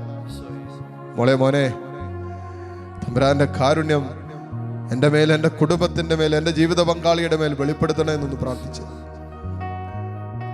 പക്ഷേ നിന്റെ മാതാപിതാക്കളാകാം ദൈവത്തിന്റെ കാരുണ്യത്തിന് വേണ്ടി നീ സമർപ്പിക്കുന്നത്. പക്ഷേ നിന്റെ മാതാപിതാക്കൾ ഇന്ന് രോഗിയായി തീർന്നിരിക്കാം. ചില മാരക രോഗങ്ങൾ, മാറാരോഗങ്ങളൊക്കെ നിന്നെയോ നിന്റെ മാതാപിതാക്കളെയോ നിന്റെ കുടുംബാംഗങ്ങളൊക്കെ വേട്ടയാടുന്നുണ്ടാകാം. തമ്പുരാനെ, നിന്റെ കാരുണ്യത്തിന്റെ, നിന്റെ സുഖപ്പെടുത്തുന്ന കരം ഉണ്ടല്ലോ, തമ്പുരാനെ ഒന്ന് വെളിപ്പെടുത്തിയ തീരാനുള്ളതല്ലേ ഈ പ്രശ്നം. എത്രയോ ക്യാൻസറുകൾ, ട്യൂമറുകൾ തമ്പുരാനെ നീ സുഖപ്പെടുത്തിയിരിക്കുന്നു. എത്രയോ ഡോക്ടേഴ്സ് ഉപേക്ഷിച്ച കേസുകളിൽ നീ ഇറങ്ങി പ്രവർത്തിച്ചിരിക്കുന്നു. തമ്പുരാനെ, ഞങ്ങളത് വിശ്വസിക്കുന്നു. നിന്റെ കാരുണ്യത്തിന് ഈ രോഗത്തിന്റെ സകല കെട്ടുകളെയും അഴിച്ച് സൗഖ്യം നൽകി വീണ്ടെടുക്കാൻ പറ്റുന്നതാ തമ്പുരാനെ. ആ വിശ്വാസത്തോടെ ഒന്ന് മക്കളെ പ്രാർത്ഥിച്ച്, എന്റെ കുടുംബത്തിൽ രോഗികളായിരിക്കുന്നവരെ ഒന്ന് ചേർത്ത് പിടിച്ചു പ്രാർത്ഥിച്ചേ. തമ്പുരാനെ, നിന്റെ കാരുണ്യം ഈ മക്കളുടെ മേൽ ഇപ്പോൾ വെളിപ്പെടുത്താൻ പറ. ഹോസ്പിറ്റലിലായിരിക്കുന്നവരില്ലേ, വെന്റിലേറ്ററിന്റെ നടുവിലായിരിക്കുന്നവരില്ലേ, മരണം മുന്നിൽ കണ്ട് കഴിയുന്നവരില്ലേ, ഐസിയുടെ നടുവിൽ കിടക്കുന്നവരില്ലേ, ഓ ദൈവമേ, നിന്റെ അനന്തമായ കരുണ ഈ ദിവ്യകാരുണ്യത്തിൽ നിന്നും ആ മക്കളിലേക്ക് വർഷിക്കാൻ പറഞ്ഞേ. ഈശോയെ, നിന്റെ കാരുണ്യത്തിന്റെ കരം നീട്ടണമേ. മക്കൾ അനുസരിക്കുന്നില്ലേ, പറഞ്ഞാൽ കേൾക്കുന്നില്ലേ? വഴിവിട്ട ജീവിതത്തിലേക്കാണോ നിന്റെ മക്കൾ പൊക്കോണ്ടിരിക്കുന്നത്? മക്കളെ ഒന്ന് ദൈവത്തിന്റെ കാരുണ്യ കടലിലേക്കൊന്ന് എറിഞ്ഞേ, അവരെ കാരുണ്യത്തിന്റെ കടലിൽ ഒന്ന് മുക്കിയെടുത്ത്, ഈശോയെ ഇതാ എന്റെ കാരുണ്യം, നിന്റെ കാരുണ്യത്തിലേക്ക് എന്റെ മകനെ മകളെ ഞാനിതാ സമർപ്പിക്കുന്നു എന്ന് പറ. ഈശോയെ, ജോലിയില്ലാതെ വേദനിക്കുന്ന മക്കൾ ഇതിനകത്തുണ്ടാകാം. നാളുകളും മാസങ്ങളും വർഷങ്ങളായി ഒരു ജോലിക്ക് വേണ്ടി ഭാരപ്പെട്ടുകൊണ്ടിരിക്കുന്നു. കയറാവുന്നിടത്തൊക്കെ കയറി, മുട്ടാവുന്ന വാതിലുകളൊക്കെ മുട്ടി, എന്നിട്ടും ഇന്ന് വരെയും ഒന്നും തുറക്കപ്പെട്ടിട്ടില്ല. ദൈവമേ, ഈ മക്കളോട് നീ കരുണ കാണിക്കണമേ. വിവാഹപ്രായമായിട്ടും വിവാഹപ്രായം കഴിഞ്ഞിട്ടും തമ്പുരാനെ ഒരു വിവാഹ ആലോചന പോലും വരാത്ത വ്യക്തികളുണ്ട്. അതിന്റെ പേരിൽ മാതാപിതാക്കള്, കുടുംബാംഗങ്ങളൊക്കെ ഒത്തിരി ഭാരപ്പെടുന്നുണ്ട്. ഓ ദൈവമേ, ഈ മക്കളോട് നീ കരുണ കാണിക്കണമേ. വിവാഹം കഴിഞ്ഞ് വർഷങ്ങളായിട്ടും ഒരു കുഞ്ഞിനെ സ്വന്തം കയ്യിലെടുത്ത് താലോലിക്കാൻ പറ്റാതെ വേദനിക്കുന്ന ദമ്പതിമാർ ഇതിനകത്തുണ്ട്. ദൈവമേ, നീ ദമ്പതിമാരോട് കരുണ കാണിക്കണമേ. ഈശോയെ, നിന്റെ കാരുണ്യം ചൊരിയണമേ. കർത്താവേ, മനസ്സ് തളർന്നും തകർന്നും ഇരിക്കുന്ന മക്കളുണ്ട്. ജീവിതത്തിൽ അതുപോലെ സങ്കടങ്ങളിലൂടെ കടന്നു പോകുന്നവരുണ്ട്. ദൈവമേ, നിന്റെ കരുണ വർഷിക്കണമേ. ദൈവമേ, നിന്റെ കാരുണ്യം ചൊരിയണമേ. നിന്റെ കാരുണ്യത്തിന് വീണ്ടെടുക്കാൻ പറ്റാത്ത ഒരു അനുഭവത്തിലൂടെയും ഈ മക്കൾ കടന്നു പോകുന്നില്ലല്ലോ. ഈശോയെ, നിന്റെ കാരുണ്യം, ഈ ദിവ്യകാരുണ്യത്തിൽ നിന്നും നിന്റെ കരുണ ഇപ്പോൾ ഈ മക്കളുടെ മേൽ വർഷിക്കണമേ. ഹല്ലേലൂയ, ഹല്ലേലൂയ, ഹല്ലേലൂയ. കരങ്ങളെ രണ്ട് തുറന്ന് യാചനാപൂർവ്വം പിടിച്ച് കണ്ണു തുറന്ന് കർത്താവിനെ നോക്കിക്കേ. കണ്ണു തുറന്ന് കർത്താവിനെ നോക്കിക്കേ. സങ്കീർത്തനം 123:2 പറയുന്ന, തമ്പുരാനെ, നീ എന്നോട് കരുണ കാണിക്കുവോളം ഞാൻ നിന്നെ നോക്കിയിരിക്കുന്നല്ലേ പറഞ്ഞു. സങ്കീർത്തകൻ പറഞ്ഞ, ദൈവമേ, നീ എന്നോട് കരുണ കാണിക്കുവോളം ഞാൻ നിന്നെ നോക്കിയിരിക്കും. മക്കളെ, തമ്പുരാനിലേക്ക് നോക്കിയിട്ട് പറ, ദൈവമേ, നീ എന്നോട് കരുണ കാണിക്കുവോളം നിന്നെ നോക്കി തന്നെ ഞാനിരിക്കും. ഈശോ, എന്നോട് കരുണ കാണിക്കാൻ പറ. എൻ്റെ കുടുംബത്തോട് കരുണ കാണിക്കാൻ പറ. എൻ്റെ വരുമാന മാർഗങ്ങളുടെ മേൽ കരുണ കാണിക്കാൻ പറ. എൻ്റെ രോഗങ്ങളുടെ മേൽ, എൻ്റെ ഭാവി ജീവിതത്തിന്റെ മേൽ, എൻ്റെ പഠന മേഖലകളുടെ മേൽ, എൻ്റെ ജോലി സാധ്യതകളുടെ മേലെല്ലാം ഓ ദൈവമേ, നിന്റെ കരുണ വർഷിക്കാൻ പറ. കരങ്ങൾ ഈശോയിലേക്ക് ഉയർത്തിപ്പിടിച്ച് ഒരിക്കൽ കൂടി കർത്താവിന്റെ കാരുണ്യത്തിന് വേണ്ടി യാചിച്ചുകൊണ്ട് എല്ലാ മക്കളും സ്തുതിക്കട്ടെ. ഹല്ലേലൂയ, ഹല്ലേലൂയ, ഹല്ലേലൂയ, ഹല്ലേലൂയ, ഹല്ലേലൂയ. ഈശോയെ, കരുണ കാണിക്കണമേ. ഓ ദൈവമേ, ഈ മക്കളോട് കരുണ കാണിക്കണമേ. ഈശോയെ, കരുണ കാണിക്കണമേ. ഹല്ലേലൂയ ഹല്ലേലൂയ ഹല്ലേലൂയ ഹല്ലേലൂയ ഹല്ലേലൂയ ഹല്ലേലൂയ. ഈശോയെ ആരാധന ആരാധന ആരാധന ആരാധന. കരുണയ്ക്കായി പ്രാർത്ഥിക്കുന്നു. ഈശോയെ ആരാധന ആരാധന ആരാധന. ഞങ്ങളിൽ കനിയേണമേ. കരുണയ്ക്കായി പ്രാർത്ഥിക്കുന്നു. ഞങ്ങളിൽ കനിയേണമേ. കരുണയ്ക്കായി പ്രാർത്ഥിക്കുന്നു. ഓ കർത്താവേ, മക്കളോട് കരുണ കാണിക്കണമേ. ഞങ്ങളിൽ കനിയേണമേ. ഞങ്ങളിൽ കനിയേണമേ. ഈ നിമിഷം മുട്ടുകുത്താൻ പറ്റുന്ന എല്ലാ മക്കളും മുട്ടുകുത്തുന്നു. പരിശുദ്ധ കുർബാനയുടെ ആശീർവാദം സ്വീകരിക്കാൻ ഒരുങ്ങുന്നതിന് മുമ്പ് മകളെ, നമ്മൾ ഇന്നത്തെ ആരാധനയിൽ ഞാൻ പറഞ്ഞില്ലേ, പ്രത്യേകം നമ്മൾ പ്രാർത്ഥിക്കാൻ ആഗ്രഹിക്കുന്ന ഒരു പ്രത്യേക അവസ്ഥയാണ്. ഹൃദയം കഠിനമാക്കി വെച്ചിരിക്കുന്ന മക്കളുണ്ട്. അനുദപിക്കാൻ വിസമ്മതിക്കുന്നവര്. പാപമാണെന്നറിയാം, ചെയ്യുന്ന തെറ്റാണെന്നറിയാം, അശുദ്ധിയിലാണെന്നറിയാം, ജീവിതത്തിൽ പൊക്കൊണ്ടിരിക്കുന്ന വഴികള് പാപത്തിന്റെ വഴികളാണെന്നറിയാം. എന്നാലും ചില പാപത്തിന്റെ വഴികളെ ഉപേക്ഷിക്കാൻ വിസമ്മതിക്കുന്നവര് നമ്മുടെ കുടുംബത്തിൽ തന്നെ ഇല്ലേ? നമ്മൾ അറിയുന്ന ചില ജീവിതങ്ങളില്ലേ? തമ്പുരാനെ, ഈ മക്കളുടെ മേലും നിന്റെ കരുണ വർഷിക്കാൻ പറ. അവരെല്ലാം ഒന്ന് ചേർത്ത് പിടിക്കണം. നിന്റെ കുടുംബത്തിലോ നീ അറിയുന്നവരിലൊക്കെ ഇങ്ങനെ അഹങ്കാരത്തിന്റെ ഇങ്ങനെ അങ്ങേറ്റം നിൽക്കുന്നവരുണ്ടാകാം. ദൈവത്തെ പോലെ തള്ളിപ്പറഞ്ഞു നിൽക്കുന്നവര്. ദൈവത്തിന്റെ സ്നേഹം വേണ്ട, കാരുണ്യൊന്നും വേണ്ട, ഞാൻ എനിക്ക് ഇഷ്ടമുള്ളവരൊക്കെ ജീവിച്ചോളാം, എന്നെ ആരും നന്നാക്കാൻ വരണ്ട, എന്നെ ആരും ഉപദേശിക്കാൻ വരണ്ട എന്നൊക്കെ പറഞ്ഞ് ഹൃദയം കഠിനമാക്കി വെച്ചിരിക്കുന്ന തമ്പുരാൻ ഒത്തിരി മക്കളുണ്ട്. പാപ വഴികളിൽ ചലിച്ച് പാപത്തിന്റെ വഴികളെ ഉപേക്ഷിക്കാൻ പറ്റാത്ത മക്കള്, ദൈവം നിന്റെ കരുണ വർഷിക്കേ. ആ മക്കളെ പ്രത്യേകം ഒന്ന് ഈ ആരാധനയിൽ, ഈ ആശീർവാദത്തിന്റെ സമയത്ത് ആ മക്കളുടെ മേൽ ദൈവത്തിന്റെ കൃപയും ആശീർവാദവും കടന്നു വരാൻ പ്രത്യേകം നമ്മൾ പ്രാർത്ഥിക്കണം. അനുസരിക്കാത്ത മക്കൾ വീട്ടിലുണ്ടാകാം.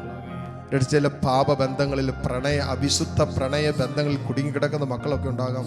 ഒത്തിരി പറഞ്ഞതാണ്, ഒത്തിരി ഉപദേശിച്ചാണ്, പലരിലൂടെ ഉപദേശിച്ചാണ്, പക്ഷെ ഒരു മാറ്റമില്ലാത്ത കടന്നു പോകുന്നവരുണ്ടാകാം. എല്ലാവരും ഒന്ന് ചേർത്ത് പിടിച്ചോ. ചില ദാമ്പത്യ അവിശ്വസ്തയിൽ കഴിയുന്നവരുണ്ടാകാം. നീ തന്നെ പലവട്ടം പറഞ്ഞ നിനക്കറിയാം, പക്ഷേ ആ വ്യക്തിക്കും അറിയാം. ഇപ്പൊ എന്നാ കുഴപ്പമെന്നാ ചോദിക്കുന്നത്? എന്നാ കുഴപ്പം? ഞാനിങ്ങനെ ജീവിച്ച ആർക്കാ കുഴപ്പം എന്നൊക്കെ ചോദിക്കുന്നവരെ കണ്ടിട്ടില്ല. ഞാൻ എനിക്കിഷ്ടമുള്ളതുപോലെ ജീവിക്കും, ആരാ ചോദിക്കാൻ? നീ എന്തിനാ എൻ്റെ കാര്യത്തിൽ ഇടപെടുന്നേ എന്നൊക്കെ ചോദിക്കുന്നവരെ കണ്ടിട്ടില്ലേ? മക്കളെ, അവരെല്ലാം ഒന്ന് ചേർത്ത് പിടിച്ച് തമ്പുരാന്റെ കരുണ അവരെ അനുഭവിക്കണ്ടേ? നമ്മൾ അനുഭവിച്ച ദൈവത്തിന്റെ കാരുണ്യം ഈ മക്കളും അനുഭവിക്കണമെന്ന് നമ്മൾ ആഗ്രഹിച്ച്, ഈശോയെ നിന്റെ കാരുണ്യത്തിന് മാത്രമേ ഇനി ഇവരെ വീണ്ടെടുക്കാൻ പറ്റൂ. ഈശോ നിന്റെ കാരുണ്യത്തിന് മാത്രമേ ഇവരെ വീണ്ടെടുക്കാൻ പറ്റൂ. ഇതാ കാരുണ്യം ആ മക്കളെയും വീണ്ടെടുക്കുന്ന സമയമാണ്. ദിവ്യകാരുണ്യ ഈശോ ഇതാ നമ്മുടെ മുമ്പിൽ ഉയരുന്ന സമയം. നിങ്ങളായിരിക്കുന്ന ഇടങ്ങളിൽ ഒറ്റയ്ക്കാണെങ്കിൽ കുടുംബത്തെ മുഴുവനും ആത്മന ചേർത്ത് പിടിച്ച് ഈശോയിലേക്ക് ഉയർത്തിപ്പിടിക്കുക. എൻ്റെ കുടുംബാംഗങ്ങളെല്ലാവരും ഉണ്ടെങ്കിൽ നിങ്ങളെല്ലാവരും കരങ്ങൾ ചേർത്ത് പിടിച്ചിട്ട് ദൈവസന്നിധിയിലേക്ക് ഉയർത്തിപ്പിടിച്ചിട്ട് കുടുംബമായി തമ്പുരാൻ്റെ കാരുണ്യത്തിനായിട്ട് യാചിക്കുക. നിൻ്റെ ജീവിതത്തിൽ മാത്രമല്ല, എൻ്റെ കുടുംബത്തിൻ്റെ മേലും തമ്പുരാൻ്റെ കാരുണ്യം വെളിപ്പെടാൻ പോകുന്ന സമയമാണ്. ഈ ആശീർവാദത്തിൻ്റെ സമയത്ത് ദൈവം കാരുണ്യവാനാണ്, അവൻ കരുണ കാണിക്കുന്നവനാണ്. ഇതാ ഈ ദിവ്യകാരുണ്യ ഈശോ മക്കളെ നമ്മൾ ആശീർവദിക്കുമ്പോൾ ഇങ്ങനെ ഞാൻ നേരത്തെ പറഞ്ഞതുപോലെ അനുദപിക്കാൻ വിസമ്മതിക്കുന്നവരെ കൂടി ദൈവത്തിൻ്റെ കാരുണ്യത്തിലേക്ക് ഉയർത്തി താഴ്ന്ന സ്വരത്തിൽ ഈശോയെ സ്തുതിച്ചുകൊണ്ട് എല്ലാ മക്കളും ഈശോയുടെ ആശീർവാദം സ്വീകരിക്കട്ടെ. ഹല്ലേലൂയ ഹല്ലേലൂയ ഹല്ലേലൂയ ഹല്ലേലൂയ ഹല്ലേലൂയ. ആരാധന